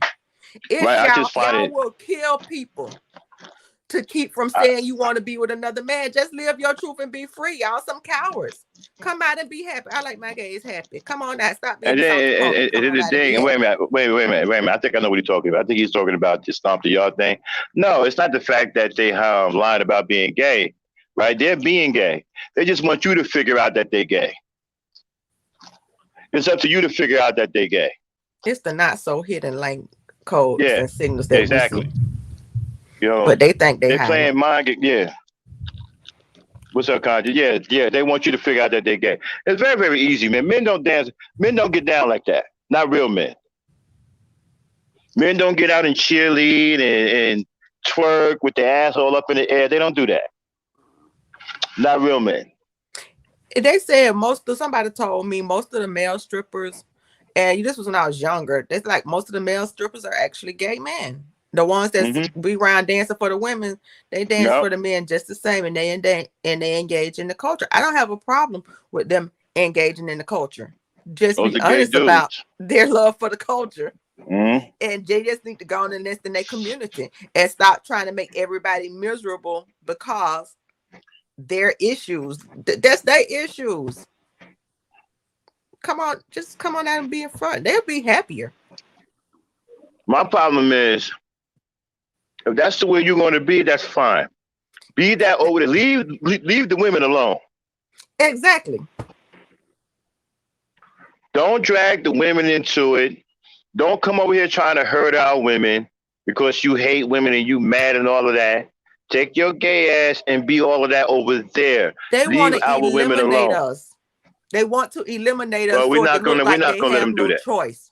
They want to Well, see, I'm not gay. I'm just like this because there are no women here. And they will kill every woman in order to be able to not have to own up to the truth they want to live. You see, here is the problem with all of that, right? They think that that's what's going to happen. See, I feel sorry for them, right? Because they just don't understand that they're outnumbered, okay? That there's far more many men who love women than men who hate women. You'll never be able to catch up with the love that men have for women. I don't care how much you think you hate women, it's not going down like that. It was something you had spoke about earlier that one of them said, and I wanted to go to this. They say any dog could shit out a litter of puppies. Yeah, man. Yeah. He said that giving birth. Let me say it to you. Giving birth don't make you special. Any dog can shit out a litter of puppies. It just means that your womb works. No, that's not true. The corrupt government recognizes that females are special because when I go crabbing, it's a law that says if I catch a pregnant crab, I have to throw her back. If I catch a stone crab, that's a male, I could take both claws. But I cannot do that to a woman because the government realizes that life would cease to exist without women. And I'm not saying we don't need as many male crabs to fertilize and keep the species going as it does female crabs. And so when they say that dumb shit, they don't study nature or anything. There are certain things that are accorded to men and there are certain things that are accorded to women. And just because you cannot perform the function of giving birth, which is special because everyone can't do it and every womb can't do it. Don't be jealous. That is special and that makes us unique. Just like there are things that make men special and unique. I'm not envious of those things for men. So stop diminishing. We are working together in a symbiotic relationship. I don't understand something though. Okay, if you're saying all that, what are you saying all this for? Are you saying this because you want men to do what? I'm saying before they make stupid statements. No, not like you, Culture, not you. Okay. Not you. I'm talking about Kevin Samuel because Kevin Samuel said it, right? What are you saying all this for, though? Why are they saying these things? Why are you making it seem like women are the worst things on earth? What do you think men are supposed to do? Are we supposed to say, okay, you know what, guys? Forget all of these women. Let's just hang with each other. Is that supposed to happen? Because he did advocate for men being with other men. He did advocate for that. He did say that on his shows. Okay. So what's the end game here, fellas? I need one of you tough guys to come up here with all this masculinity and explain this shit. Because I'm confused. You guys got all this smoke for women. You want to scream, I need you to come up here and explain to a man what this shit is all about. They just jealous, envy. They just want to be women. Mm-hmm. And the only way they can be women and not be called out for being that is to eliminate us and say, see, I'm only doing this because I'm forced to. There is no woman available. You don't have to do that. There is a community for you to live that. Just man up and, do it. And okay, we got two. Well, but listen. We got two crazy ass things going on here, right? We got one dude who's deceased that said, giving birth don't make you special, right? And then we got another dude still alive that says the greatest threat to a black man is the black woman. Speak on that, Koja. The greatest threat to a black man is a black woman. Speak on that. Because of his laziness. Let's get this right. His laziness and his incompetence. We shine so much brighter than he, and he's worried about that. But that's only because he's lazy and incompetent. He's used to being given things. And for so long, black women held their black boys under their skirts as a protection from slavery until it's been hundreds of years of conditioning till they think that's the way it's supposed to be. And it's not.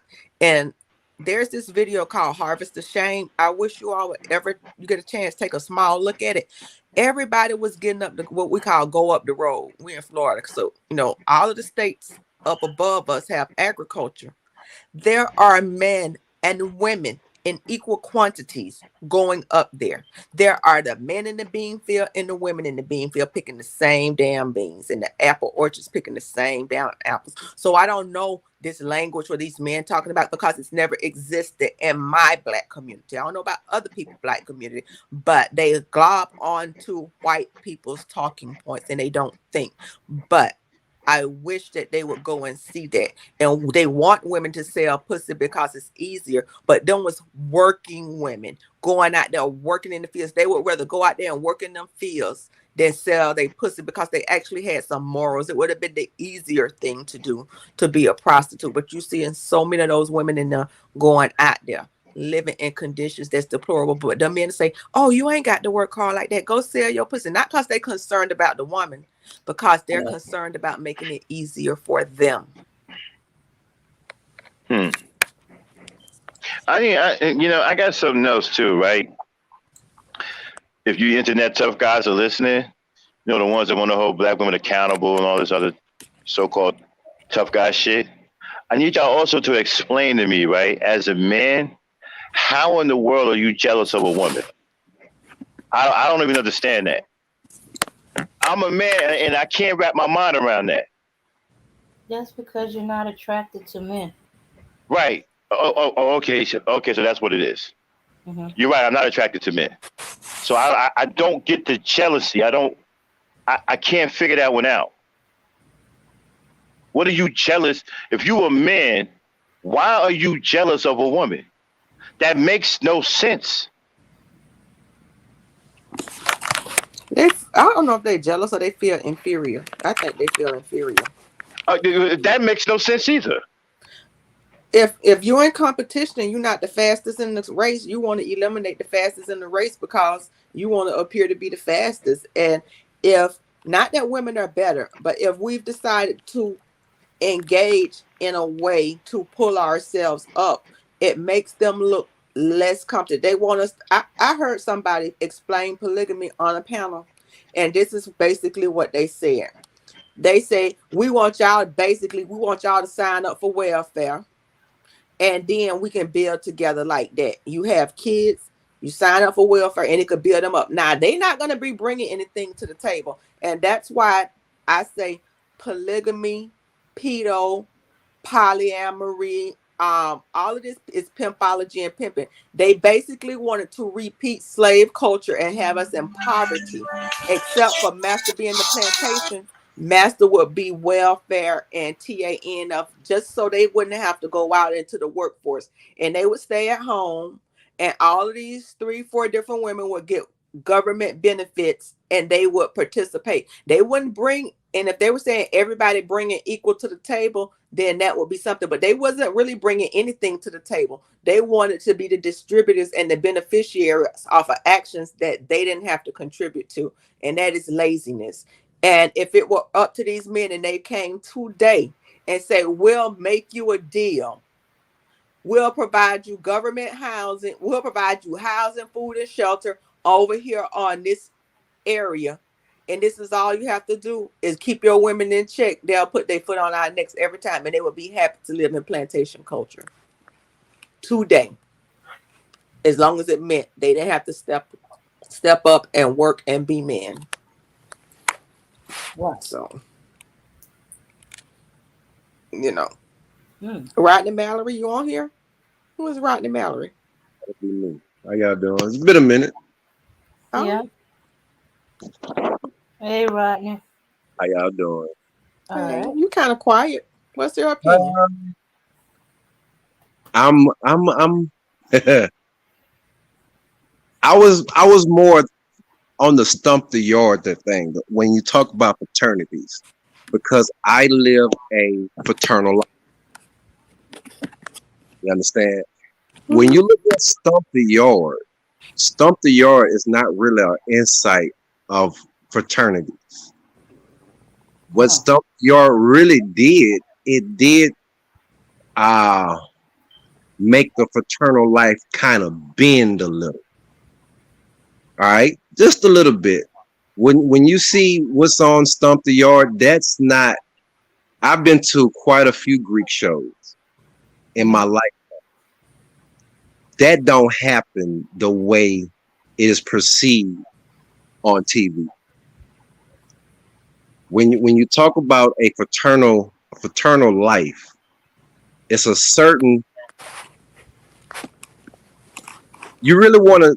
There was a movie, and it's called Walk the Line. That's a good movie to see when you want to kind of see the inside of a fraternal life or what actually goes on. That came close. Stump the Yard don't come nowhere close. It really.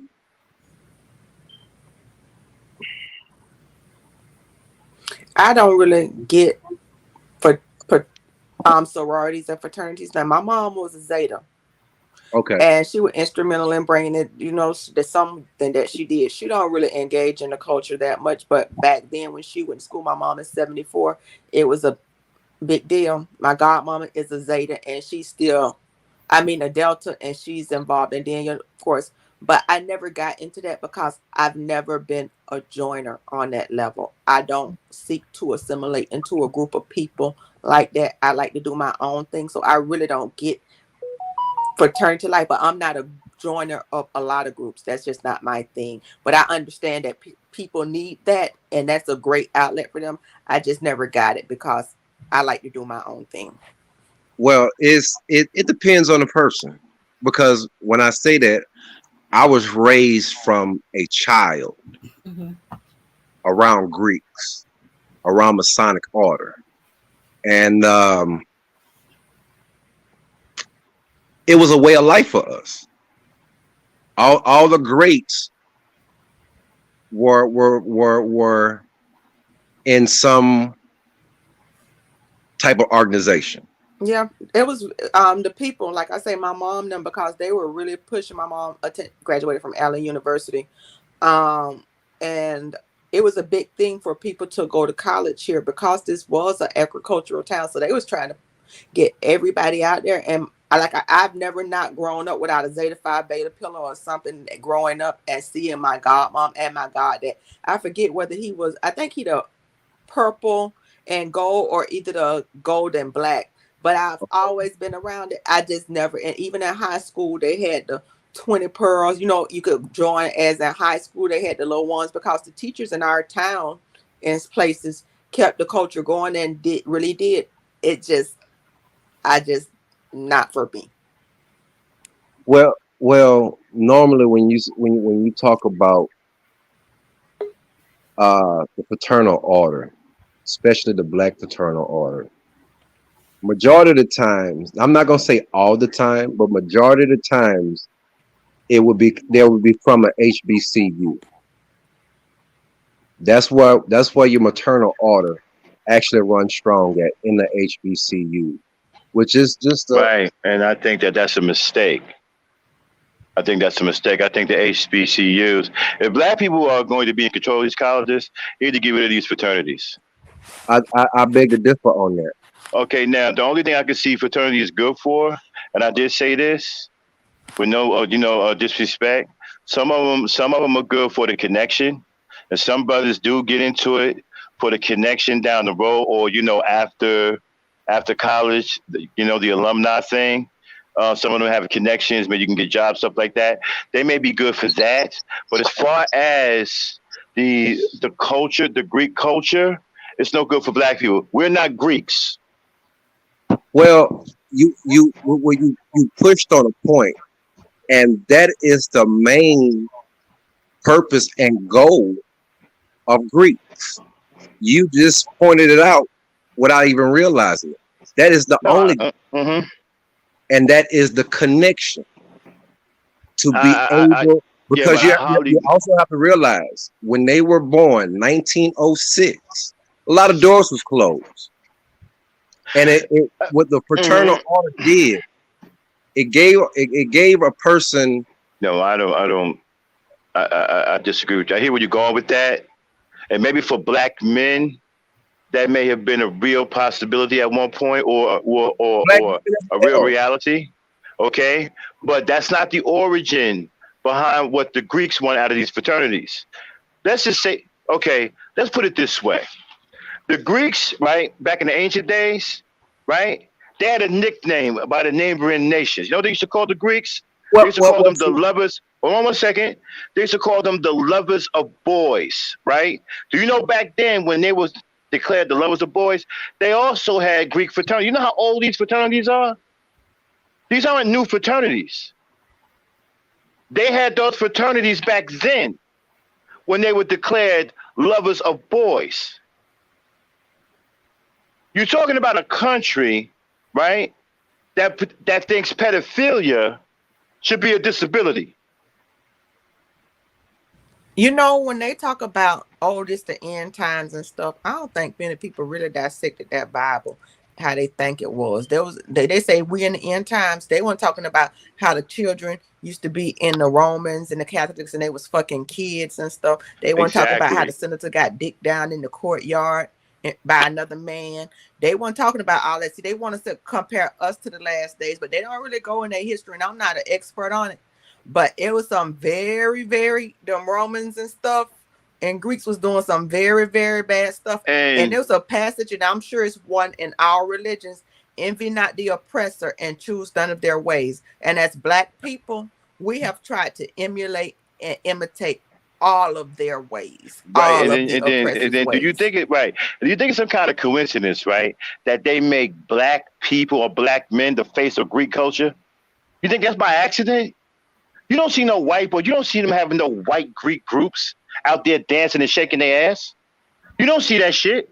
That's not what they're about. They do have it, but you don't see it symbolized like that. You don't see that. You see that. You see niggas doing that. That's an agenda. They have a reason why they want niggas to be the face of that shit. So these same men that you talk about has also kind of paved the way. I'm not gonna say they was perfect. No man is perfect, but they was right for their time. The same men that you talk about, they walked that sand and gave us the right and fought for the right for us to be even on this platform right now. Man, look, I don't know. I don't know what the hell. I don't know what you guys are. Right, I don't know what you guys are talking about. but they ain't paved the way for us to do shit. Look Let's get it. at, Let me tell you who paved the way for black men to be on here. And I want y'all to get this right, because you are a very learned man. You went to college, you were in the fraternity life and stuff. White women paved the way for you to be on this platform by advocating for your right to vote. In exchange, they thought they would get their right to vote, which came, I want to say, a decade or a couple of decades later. So get it right. That's why you got the right to vote. That's why you got freedom, and that somewhat freedom, and that's who paved the way. So Okay, need to know, don't and- think and the I- white women let me ask you a who question. was concerned about their rights to vote and their suffrage that Let me ask you- want for you to get your right to vote. So don't My talk question- about my that, because question- that's how that my- came about. And my now question- up there you got your W.E.B. Du Bois, and what's the other man he didn't like? Kosher, let him get a question out. Let him get a Booker question T. out. Go ahead. Washington's and stuff. Kosher, let him get a question out. Go ahead. So Martin Luther King don't count.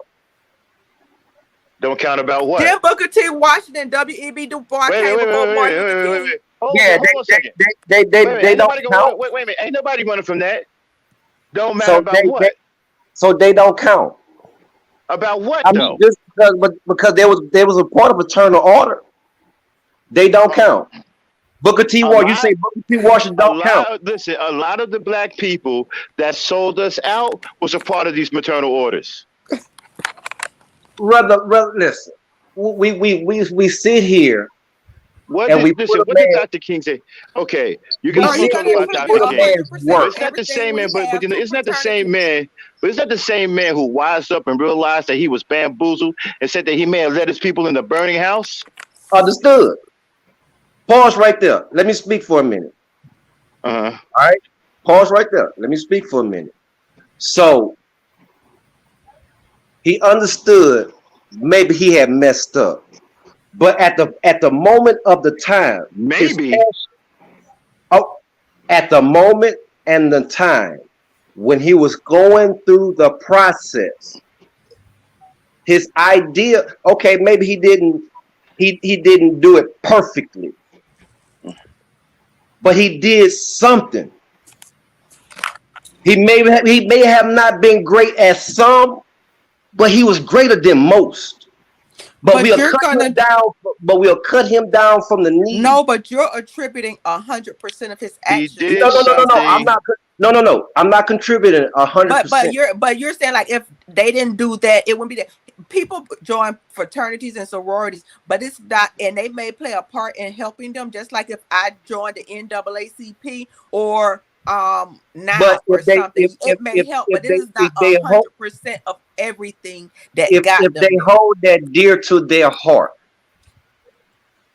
if that would motivated them, if that my dear grandma dear to my heart, but she ain't 100% effective in everything I accomplish in life. I understand, but if they had to use that network to run through to make whatever work they did possible. So they had to run through they that did network. no work outside of that network. I'm not saying that it wasn't helpful. I'm not saying that they don't serve a place, because I don't really know a lot about it.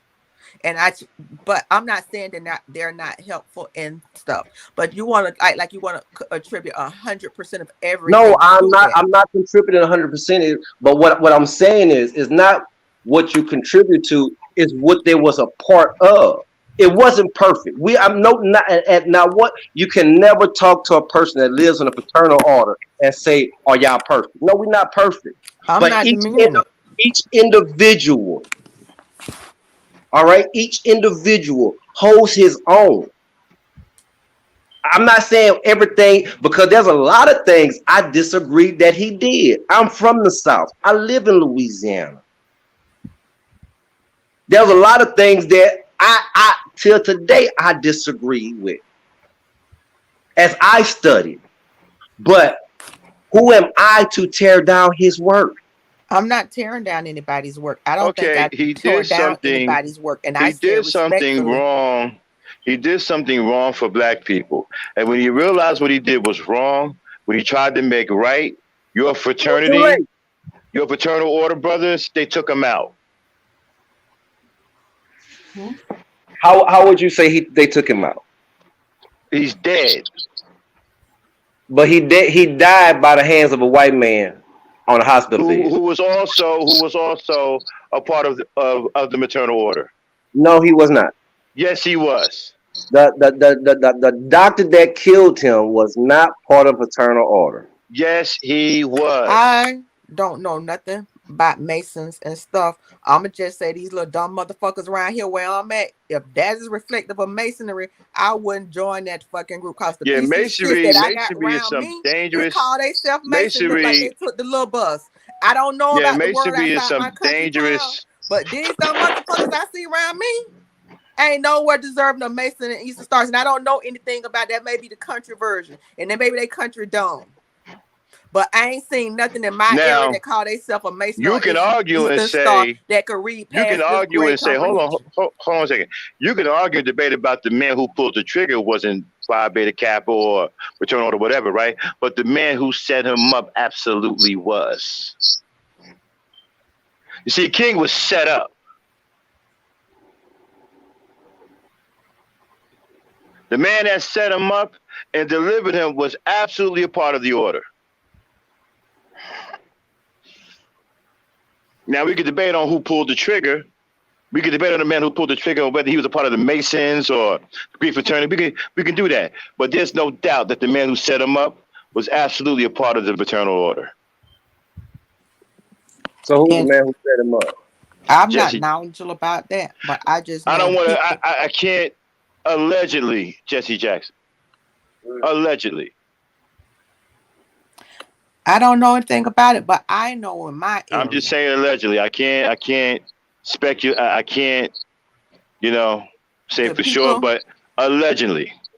The people in my area that call themselves Masons don't even know that 3/4 equals 75%. So if that is reflective of the Masons around the world and the Eastern Stars around the world, and I don't know it, it's just not a group of people that I would attribute to intellectuals. Well, And the I ain't Masonic nowhere near order, smart. well, the Masons But aren't the Greeks. it's a poor reflection out here where I'm from. No, Kosher. Greek and Masonry are two different things. Yeah, no, I know we were talking about both. Yeah. We were talking about both, and I was just saying when he was talking about the Masons, and that's what I was speaking of. The ones that I see where I'm from.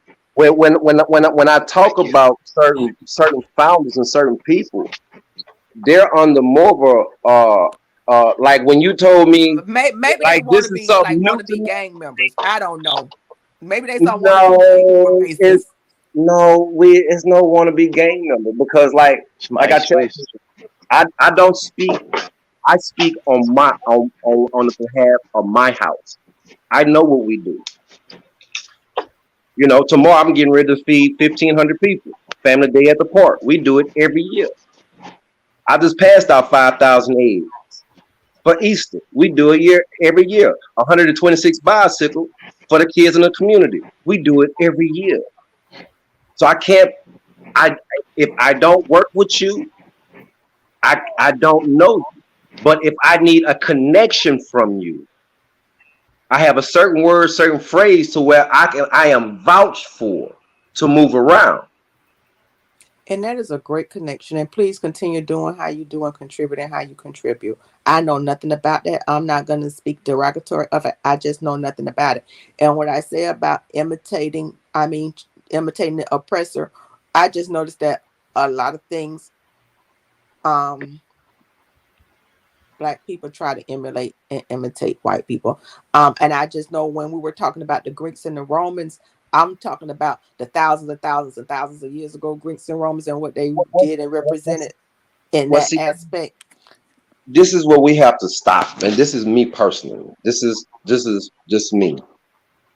We talk about the Greeks and the Romans. I don't go back that far. When we talk about Black Greeks, I go to 1906. Was when the very first one was founded. Alpha Phi Alpha, 1906. I would never disrespect anybody in a fraternity or sorority associations. I don't know anything about it. Whatever good they do, I'm ignorant to speak on because I don't know what you all do and don't do. So the positive things you do and continue to do that. Everybody contribute in their own way, and that's just way to you contribute, and that's positive for you. Go ahead and do that. I know nothing about that. That man was talking about in reference to Stomp the Yard and how it misrepresented Greek life, and you're saying that it's not a true reflection. And I think I do like. I used to like to watch the little fraternity stuff, the stomping and stuff. So maybe a compilation video of what they actually do when they do the step shows and stuff would be a better representation of that. Maybe they could do like a compilation video. I don't know. I enjoyed that part of it. I think it's entertaining, and I know it take a lot of commitment to do that. Everybody can't do that. And whatever you're doing in your affiliations, continue on doing it. Well, when they talk about stomping and things like that, the Greek show, it really started out as an imitation of African movement, and each movement has a sign, symbol, and a meaning to it. When you look back at the what they call the line, and you go back out east Africa, they do similar of the same moves that the Greeks do. Each move have a meaning to it. This is how you get uh the line. All right, that's where that comes from. That was pulled back from out east, and it grew to what you see now. Now the shimmer that they do now, that's something new. But the old stump, the yard movement, that was back. If you look at the movements, if you look at the things that they're doing, that's old African movements. That's all it was. And they used it as a tradition, as a sign, and a symbol. Now, I am not in a Greek fraternity. I am a Mason. Proud of it. I am an active Mason, whether good or bad. This is what we are here for, to hold to hold history. When we talk about slavery, because I am a Prince Hall Mason, slavery, the beginning of Prince Hall Masonry kind of have an issue with slavery. Mm-hmm. My birthright is 1775. So when did slavery end? So for 100 years, if this man was a free man, can we really explain slavery? I'm in Louisiana. I got part of family that was slaves. I also have another part of family that was already here.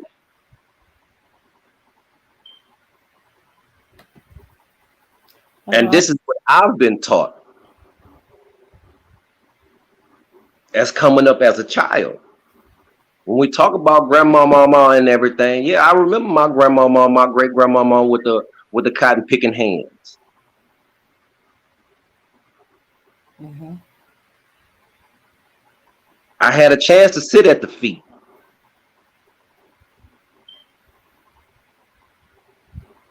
So when we sit here and talk about our people, why are we so quick to cut them down?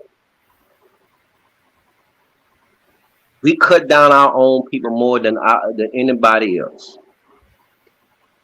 because they had one little flaw. Well, what did I say that was cutting them down? Oh. What did I say that was cutting them down? It is when we look back at our history. Whether it was good, they sold us out. Yeah, I feel that way. But here go the kicker. This is the crazy part. We are going back that way, and we're not even paying attention. How we are going back that way. Explain. Roe v. Wade. Okay, go ahead. What is Roe v. Wade under? Are you pro Roe v. Wade or are you anti Pro v. Wade? I know I know it's reverse engineering. I know Right. what I'm doing. Am I listen, when it comes to that issue, I'm like this. I'm gonna tell y'all this is me. Mhm. I am a man. It is not my job to make the decision. It is my job to be supportive of whatever decision you make. Period. And that's your way. That's the way. If you got a wing dang doodle and you can't produce life, that you should not have an argument in that. That's how I feel. So if a woman say I don't want to have it, okay, I got to support that. If she say I want to have it, okay, I got to support that. Because at the end of the day, that's your body. But what I don't understand is, it seems, and maybe I'm a woman and I have the wrong understanding, so you could correct me, that a lot of black men are anti-child support. So I can't understand if you want to be anti-child support, why you want to be anti-Roe v. Wade. Hey, Well, wait. I got a couple of questions. First of all, what do you mean as a man it's not your job to make decisions? it's my job to support it. Support Not what? whatever decision she made. Because No, son. In a marriage? no, in a marriage we have there's no choice. In a marriage we having it. There's no choice. It's not my job to support a decision that I don't agree with. Well, here's the thing.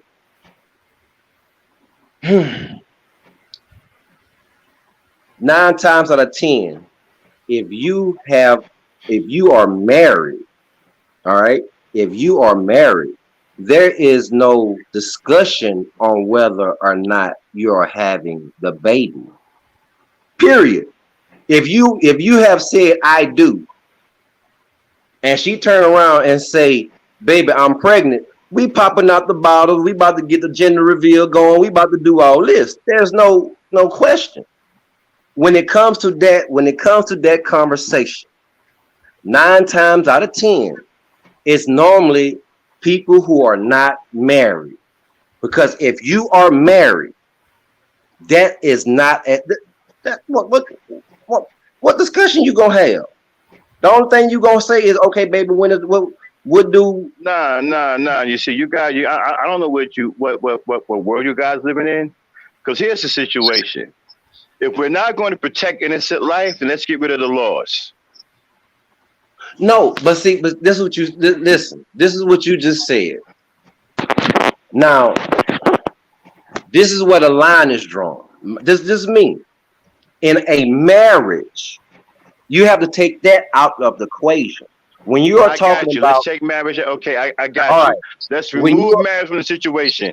Let's talk about unmarried people. Again, unmarried people. My Okay. position is unchanged. If we're not going to protect innocent life, then we need to get rid of the laws. But here's the thing.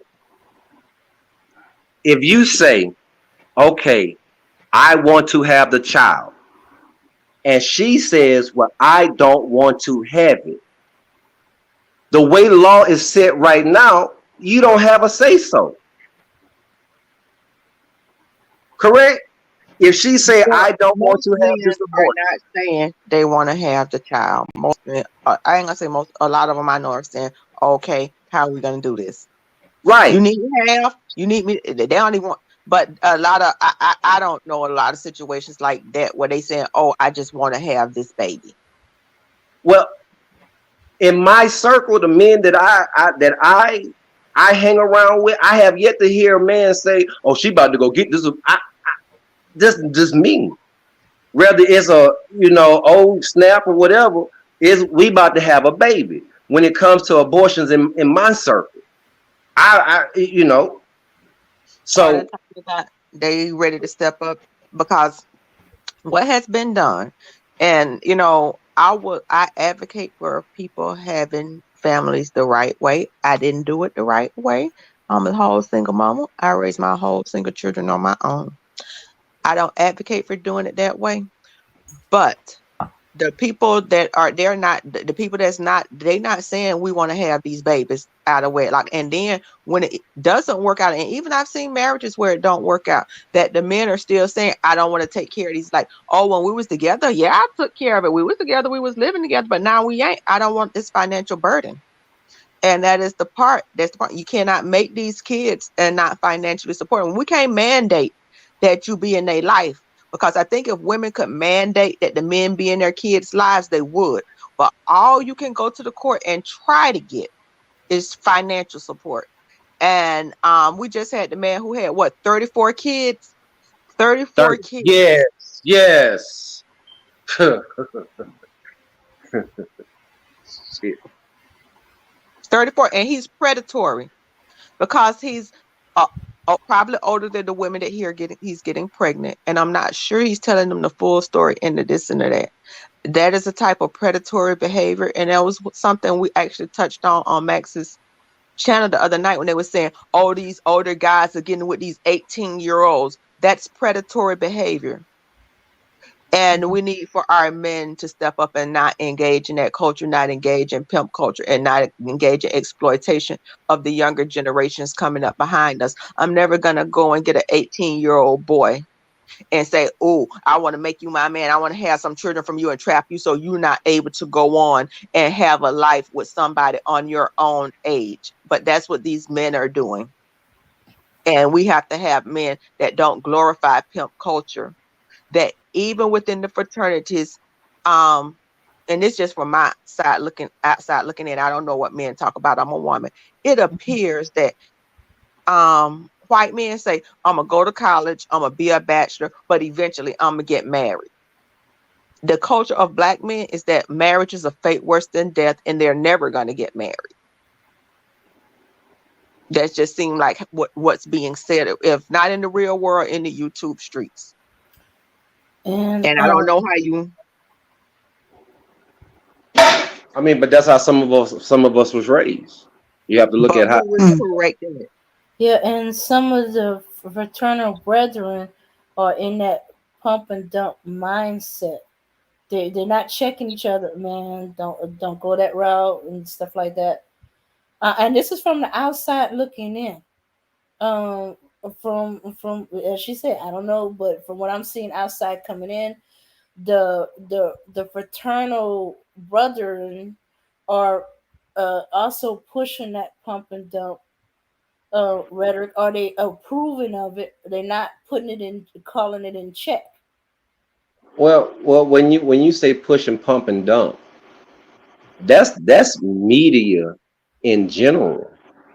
Pump and dump is mainstream. No, I don't see. I don't see the white coat. See, one thing what I've Let, observed let, let about, me let me rephrase it. Pump and dump is black mainstream. yeah, and white culture. What my husband told me one time, he was working a construction job and he was doing carpentry, like, and the white man came in, didn't know what he was doing. They wanted him training, and that white man told him, and when he found out the other man was making more than him, that white man told him he got a family to support. See, black men are never seen as having a family to support because y'all had a reputation of running out. And they're like, I don't got to pay you nothing. The only thing you're going to do is waste it on some J's. You ain't taking care of no family. You just taking care of you. So why you need more money? Even though it's not right. But that is the persona we have. And white man noticing, I got a family. Because you know what they know? When you become a family man, they accord you a certain level of responsibility. Your insurance, your fucking car insurance even decrease, because you're seen as more responsible. But the white will say, I'm gonna be a bachelor for a little bit, but I'm eventually gonna get married. And there is no anti-venom to being married, like it's seen, no venom to being married, like it's seen in the black community by black men to me. And I think it started when they had that article, I think it was in the New York Times, about black women over 40 being unmarried. I think men saw that and they weaponized it, and now they feel like, oh, you got to get me so you won't be one of these. And we're letting the propaganda dictate to us instead of having our own mindset. And we falling for it, hook, line, and sinker. but it cannot be failed for if the men don't buy into it. Now they talk about feminism and all of this and that. The reality is it takes two incomes to make a lot in America. And they say they don't want a woman with education. Well, if it takes two incomes, you do want a woman with education. And they say that, but ain't no matter, they say, well, men don't care where women work at. Yes, they do. They like to say, well, my wife does this, this, and that. They don't like to say my wife work at Taco Bell. But they talk out of both sides of their mouths, depending on which one is better for their argument at that time. I'm gonna tell you what we don't do. We don't promote blue collar work in our culture. We don't. That's because you have a non-thinking people. Because I tell people to do it. They want to do. My mama, air conditioner repairman, said he made what 350 or 375,000 years ago. And he didn't start out making that money. He started out with the basic air conditioning, but he transitioned it into his own business. And so we don't have those conversations. And you're not going to tell me a person who know how, who is a contractor, which is considered blue collar, ain't making money. You're not going to tell me plumbers who open up their own plumbing business is not making money. Last year, But we have last year alone, I am a contractor. Last year alone, I made $210,000. okay. I have a now hiring sign. All right. I got two guys working for me, two Mexicans. I've been having this now hiring sign for the last 6 months, and I'm determined to hire somebody black. I need a young black guy. You training? Yes. What you paying? 12. Well, I'm gonna just tell you, nobody is gonna start at 12 because Walmart is paying 15. Well, here's the thing. I'm just gonna say you can't pay 12 for hot sun work when Walmart is paying 15 for air conditioned work. At a minimum, you're gonna come up and have to offer them something more. Well, here's the thing. In order for me to train you, I have to pay for your mistakes. Now, if you come in, do what you're supposed to do it how, okay, then that 12 will go up to 15. But from the jump, I know I have to pay for your mistakes. Because you cut wrong, that's one board now I can't use. So I have to pay for the material that you're going to train and make mistakes on. That's why I started 12. I explain it all to them. Now, if you come in and you have a little experience, what is y'all materials cost compared to what you make in the thing? How much does material cost compared to your total profit? Ain't materials like 15 or 20%? Oh no, you gotta go higher than that. Have you seen what is it? I know lumber has increased since the pandemic.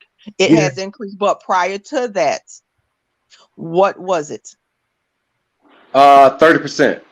So at 30%, you're gonna say, young man, come work for me. I'm gonna make 70% off this, and I got to pay you something, but I can't give you an extra $2 or $3 an hour because now I got to get 67%. Well, and you're just talking. Okay, you're talking about. If I got a choice of going in air conditioning and working for $15 an hour, I'm gonna have no ownership in your company, and I got a job paying $12 an hour in the hot sun. Well, hold on. I'm gonna go to the job because I have no ownership of that. Now, if you my daddy and it's the company business, that's one thing. But I'm just an employee at the end of the day. I'm not getting anything. So why am I gonna come in? I'm just saying from the basic thing. They're gonna go with what pays more. If I'm going applying for two jobs and one pay 18 and one pay 15, I'm gonna take the one that pays 18. I don't care what. Well, you also have to look at it. At 12, if this is how I started, at $12 an hour, yeah, I'm going to take that 12. I don't care about that 15. The reason why I don't care about that 15 because there is no longevity in that 15. In this 12, I am learning a trade. In a year and a half, I could I'm go going to to leave. every year. Every In year they have free masonry, they have free plumbing, free Well, CDL, free I phlebotomy. understand. They I have well, all of understand. those classes every year free in my community. So why would I But take $12 to learn in the hot sun when I could go to yes. this class at night in the air conditioner and make 15 at the Walmart? So can because you I? need the experience. So can I? There Can I? and then they have an apprenticeship But program when you finish Can the I? free class. Okay. That okay, So apprenticeship program is not going to pay you 15. It's going to pay you 12. 12. It's going to pay you 12. Actually, hello. What's going on, Dang? And that's why This is So this they is have why I hold on, phase hold on. Wait, one. this wait, wait, is That's why where Ronnie, I they get Ronnie, gotta my have Ronnie, those. Ronnie. I okay, got you. I got you. hey, I got you. I hey, got you because okay, I hold actually, on. I actually build houses. I actually build houses. That's actually my criteria. Nobody is going to ever take a non-skillful worker and pay them like $15. You have no skills. So you gotta understand lumber. First off, if I got to build you your port, I'm the first question I'm gonna ask you is, are you buying the material? Are you transporting the material here? If you're gonna do that, then that's how you're done, and I will put it together. But you're gonna pay me. But if I gotta go get the material, and if I gotta go use my stuff, I'm gonna charge you, and that actually gets tacked on, depending on the type of lumber you want. Do you want the chestnut, the chestnut that can handle snow and rain and stuff, or do you want to go cheap? See, I do this. I do this. This is my profession. So you're talking up my alley. It So was hold on, hold on, nice hold on, hold on, hold on. Wait, having wait, you. wait. I'm Let me finna get finish. I up. didn't cut nobody off. I'm I'm not finna cutting get off nobody off. because I'm Can getting I ready finish to my go to talk, Dane? work. So I was Okay, just, hold I Dane, on, can I hold told finish the on, my? hold room on. to Okay. leave without announcing it. So I was just letting you know that I'm gonna get off because I got to get ready to go to work. So you all Okay. have a great day, and I listen from the clouds on my way to Okay. work and probably jump back on then. Okay. Okay, So when it comes to teaching a skill, you're and actually to be fair, some apprenticeships don't even pay you. You be happy just to get put on and you actually work. Like go ask people who work at the barbershop as an apprentice. They don't get paid. You'd be lucky if they even let you even touch the all you do is sweep and watch. And then you might get to read some book. But they really don't let you touch the clippers. And I know, but I have a lot of cousins that know how to cut hair. And they'll tell you, you don't touch the clippers. We might let you learn how to do a little bit of lining, a little bit of edging, might, teach you some little stuff. But until then, no. And when I came to working for some people, doing drywall, decks, AC and stuff, no, you don't. They don't take their apprentices holistically on job. They might take one or two, but the rest of them are journeymen. And you might have one master or one that's already in the craft. Because see, when you start learning the skill, guess what? Now you're actually building up your criteria to actually go do jobs possibly on your own, or I can walk away from you and go do other things and not have to micromanage you. But if I had to micromanage you, that costs time and money. Now, I worked at Walmart when I was younger. That's Walmart pays predominantly at minimum wage. They don't even hire full time. They hire part time at Walmart. They don't even do full time anymore.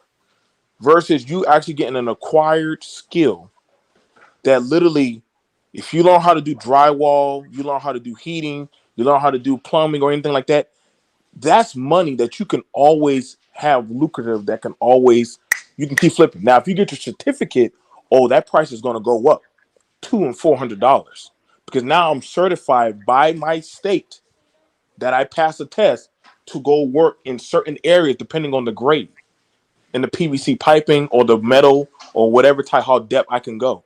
And Right. so I see, like I said, I got you, Ronnie. I listen, I do this. So when you start doing these types of jobs and start teaching young men, I have some young men say, hey, how come I don't get paid $25? Okay, give me your 6 years of experience. Okay, you only got 4 or 5 months. Nah, bro, work your way up. Better yet, go get me some clients. Since you want to ask about that type of money, go get me some clients, and I might break you off $100 more. But if you don't, you're playing under me. And if you mess up, I have to get up early in the morning go under that person's house and fix that. Rodney, you know what that's like. To have to go fix somebody's mistake if they didn't put the thing together properly. And that can ruin your business. With one mistake can destroy a company. And black One men, mistake can what cost your day's profit. day's profit can ruin your name, but black people are very unforgiving when it comes to mistakes. I'm sorry, but our people will not holistically forgive when, oh man, he messed up my porch and didn't do it right. I'm never gonna hire him again. Then you start, now your name all over town. You don't do things properly. Now, I push back a little bit more so at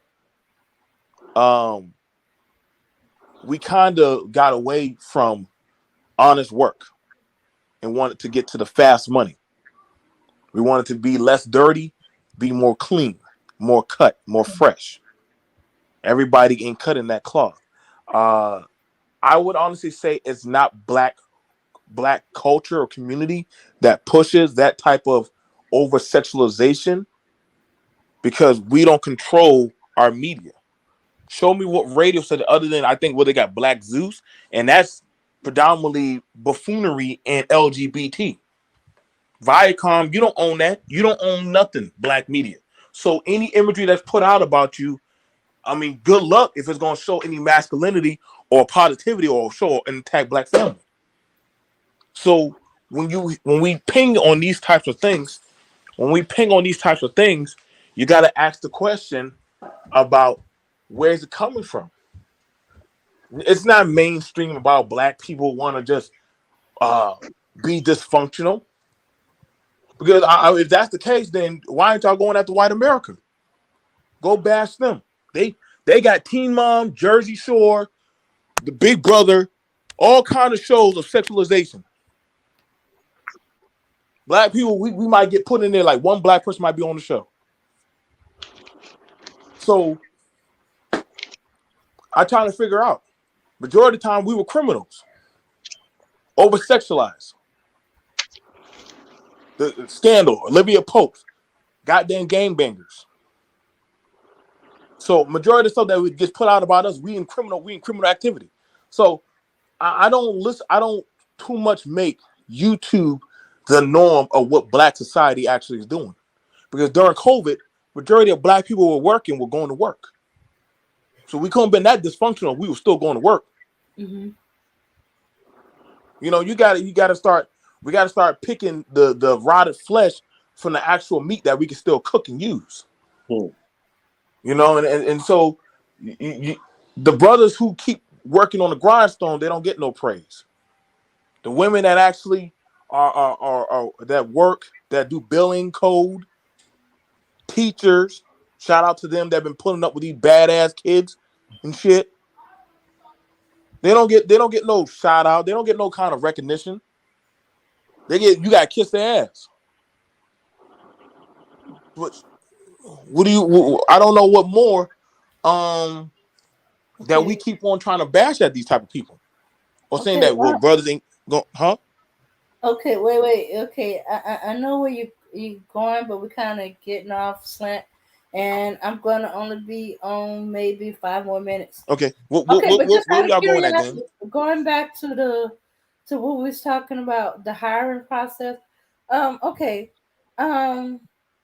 okay. I'm just kind of curious. Okay, I do know Job Corps has the apprenticeship thing of it, and I know that I'm not quite. My memory's a little off, but I think the Job closest Corps is a one is pipeline. I've always. been to Job Corps. That I would Um, never have you? tell a child to go. I would never tell a child or a young adult to go to Job Corps. That shit is a pipeline. That's a prison.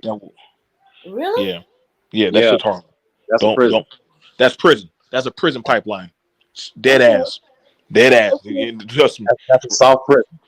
Literally, they tell you when to get up, what to do, when to wash your ass, and when to Wait, get dressed. Majority isn't of people it there supposed to are. be geared more around military type standards? Yeah, that's a prison.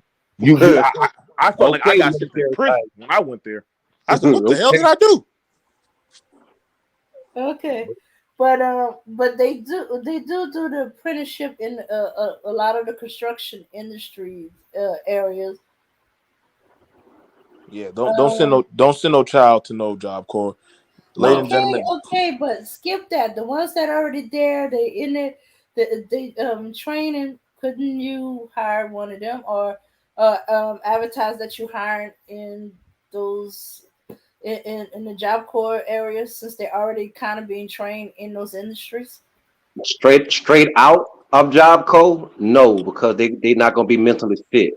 When you go to Job Corps, there's a certain process that you go to, and when you come straight out of Job Corps, unless you got a mentally strong mind, you broken. yeah, yeah, that's what I'm saying. Like I've been through the process of Job Corps, and I quit, and I went back home, and I Right. went back. Like it is not. It literally. A lot of people don't finish that process. I get what you're saying, Dame, Mm-hmm. but a lot of them girls that go there are mentally broken. A lot of them dudes are ex gangbangers, and they on some dark shit. Right. They should really do a goddamn Vice show on Job Corps. Actually, that's why they shut some of them down because they got so much heavy gang activity and stuff happening in there. Mm-hmm. But is it? Oh well, I went through to a job course. Some of it was uh although the one I went to, they had got rid of it, but there's still members there. Most of them are trying to get away from it, so that's one of the reasons why they went there. Oh, you went to Job Corps also? Yeah, I went to the one in Texas. I went to I went to the one in Kentucky. The one in Texas is the second biggest one. And so if Uh, you already know they got rid of that one, so you already should mm, know. We don't have to play games. Us three up well, here I already went to know. the second one in Texas, the one in San Marcos. They went. Oh, really? There's one in what's that? Oh, Dang, dang. why you didn't go to one in New Orleans? Oh, Lord. First of all, there's a New Orleans at that time wasn't uh live on campus type job corps. They was trying to live. Oh, Okay, you might want to say my network of family members, family friends. They didn't recommend that one. Oh. I went there for 4 days. I've yet ever met somebody who ever gave back a positive feedback of Job Corps. I have yet met one. I have yet Because met. see, But I graduated. I've seen some of the broken people. I've seen some of the strong people. I've seen pretty much a wide range. But I guess mine is considered one. The one I went to is considered one of the better. I did hit the mentality because they were calling it Gary Penitentiary. I thought they were crazy. Yeah. That's what I'm saying. Like I'm surprised you bring it up. Yeah, Job Corps. I'm like Job Corps. What? Like No. I was thinking of as I said, those the time I was going, there was a lot of strong minded that were in those skills and crossing over skills. I knew ones that was taking every kind of everything from construction to masonry, heavy equipment Yep. operator, heating and air. They were doing electrical. They had plans. I Man, would like to say the program I'm talking about is actually not a Job Corps program. It's and a lot of the towns have it. I don't have the ability to share screen and stuff, but if you look up West Tech, I wish I could take a picture of it. And it's been this way, I want to see for at least 7 years that they have the programs where they even offer it's at a lot of the programs are at night. But even if you don't have your Hello, GED, everyone. they have yeah, the GED. I'm part of that They program. have It's called Pump. That's how I got they two of have the the guys that work for me now. This is one, and they have them not just in my small town. They have other ones throughout, but I can only talk about the one in my small town. They have the plumbing apprenticeship. They have the HVAC. They have what are considered traditionally female things too: plumbing, carpentry, and even if you don't have your high school diploma, you can do work on both simultaneously. And they're offered every year. Right now, I think they're advertising the free CDL course. It's not the quick course in which you do it in a couple of weeks, but it's the 3-month course. So, and to say that these programs don't work, we have to change the mindset. It was like the conversation that was taking place on another panel this morning about the guy saying he got his daughter an apartment off camp. Well, not he got her, but she got an apartment off campus and a car. you're setting somebody up for failure by setting them up with adult bills because we're not able to forego instant gratification and focus on the purpose of getting the education instead of looking like we already got the education. Sometimes when you're 18 and 19 and heading into the world, you cannot have it. Take whole grown people out here working grown people jobs cannot afford an apartment and car at the same time at these rates. But you send a child to college and tell them to work to pay for it. Not that they don't have the ability to pay for it, on top of auto insurance for an 18 or a 19-year-old, and then expect them to do well in class. And we have to forego instant gratification because the goal is not to look like we've made it when we're trying to make it. And I just have to say, the person who just got up here last week, I think it was big up in Mike Huckabee, and the 18-year-old girl and the predatory behavior cannot come up here this week and talk about what Black people need when he was big up in predatory culture. I think it was last week. It's very disingenuous, and you're not the person to give that conversation, that talking point. Oh. Yeah, I would never go to job. I would never go to Job Corps. I think I had a woman. She was gonna send her son to Job Corps. I said, "Ma'am, please don't do that. Send him to the military. Send him to church. Don't send him to no Job Corps. Don't do that to him. Like I'll get him a job at Piggly Wiggly or a grocery store, but I'm not gonna put that boy in no Job Corps. Yeah, there's voc rehab. There's always voc rehab programs. They're by the state. Got no problem with that. I just understand that a lot of youth are mentally broken, and they literally have when they don't got the right kind of lessons or tutelage at home. You got to teach them. Got to be to work on time. Fix your uniform. Yes, sir. No, sir. Yes, ma'am. Stop speaking in the Ebonics.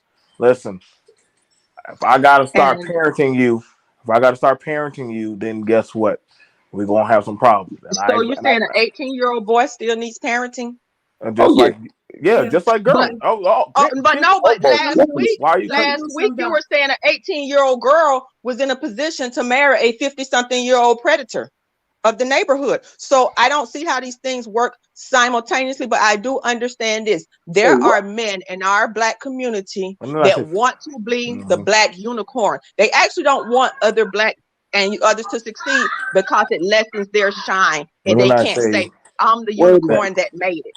I'm Who is with a 50-year-old marrying an 18-year-old? Where they do that at? Yeah, when did I say was big up in last week? I think it was last week or maybe the week before. Mike Huckabee for marrying a young girl from Florida, and Mike Huckabee was the neighborhood sexual predator that they said had HIV, and he was saying that was the new trend. Get on with it, and he was big up in it.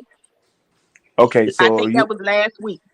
Yeah, no, I actually wasn't last week. Now, so let me get at this. So what I told them, Rodney, I said a lot of these young girls. So you weren't doing that last week, BMT? Are you gonna let me finish what I gotta say? Are you gonna let me finish what I say? But I'm talking to Rodney right now. But I know you're doing some stuff right now. So let me finish what I gotta say. So I already pointed out that a lot of these young girls are getting with older men, truck drivers. They're getting with men that are established, and they're not trying to build with younger brothers.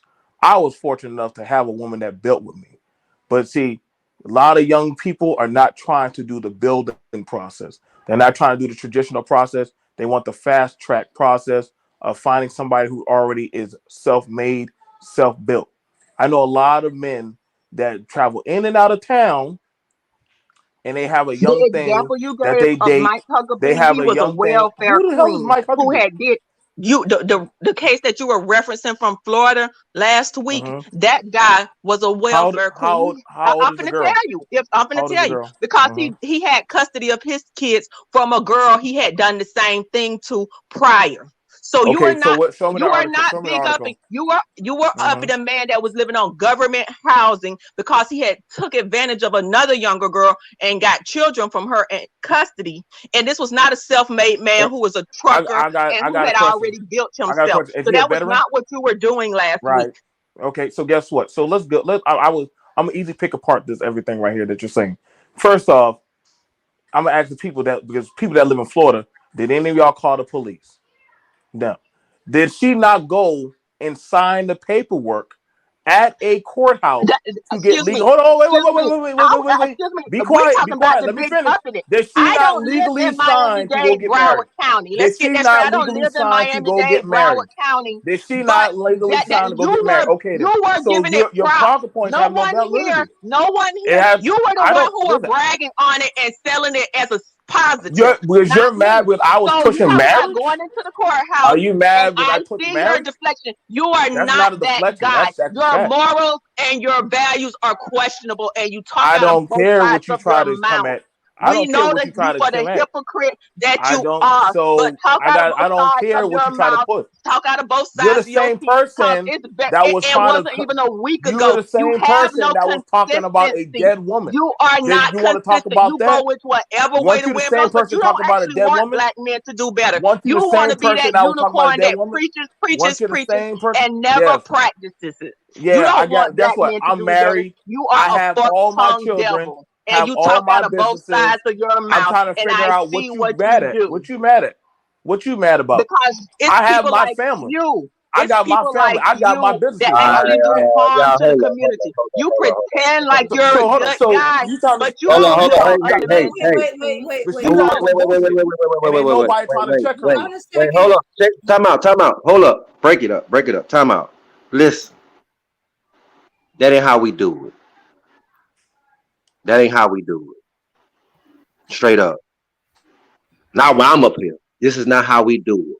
We are adults. It's the way we communicate. This ain't it. We can go so far. Once we cross the line, somebody gotta say time out. Time out. This ain't it. This is not how we do it.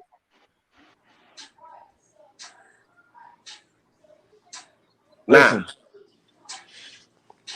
that's fine. That's fine, Mr. Rodney. We was having a whole cordial conversation since I've been up here. I ain't disrespect nobody. Now, did I cut off any of y'all when y'all were talking? No. Now I'm showing you. You seen where the dysfunction is coming from, and it ain't coming from me. It's not, because I'm realistic in telling you that I know men that get and date young girls that are 22, 24 years old.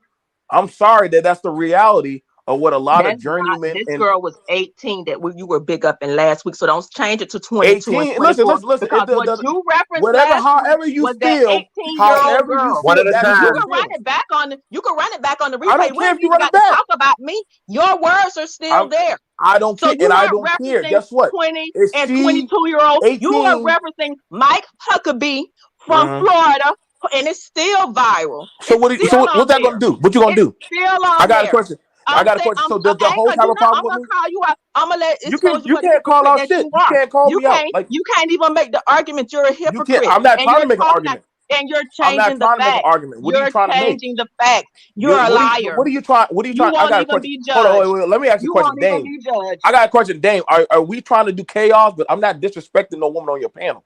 Are we trying to do Okay. chaos? I don't disrespect nobody on your panel. Is this how we doing it on the panel, Miss Then I Dame? don't want to Black involve Knight? you in I'm this trying to because you figure were out right on now. that screen Because last week. You you were invited me on up that here. screen. What's So up with I'm this not stuff going right to now, Dame? involve you in it. No, Miss Dame, what's going on with this stuff? I'm just asking you as the host. Why is this being allowed? Okay. This is my fault. I let it go, and I Well, was hoping y'all could it's y'all very could easy to talk it prove. out Hold and up. He get can it You let right. her talk, he can man. give you permission to Let speak her talk. on it. He can Break. give you Time out. permission Time to out. speak on Yo, it. Wait. Hold let's on. cut this one. Hold I was up. hoping that y'all could talk it out and get it out the way. He said his side, she said her side, and discuss it. But y'all talking over each other.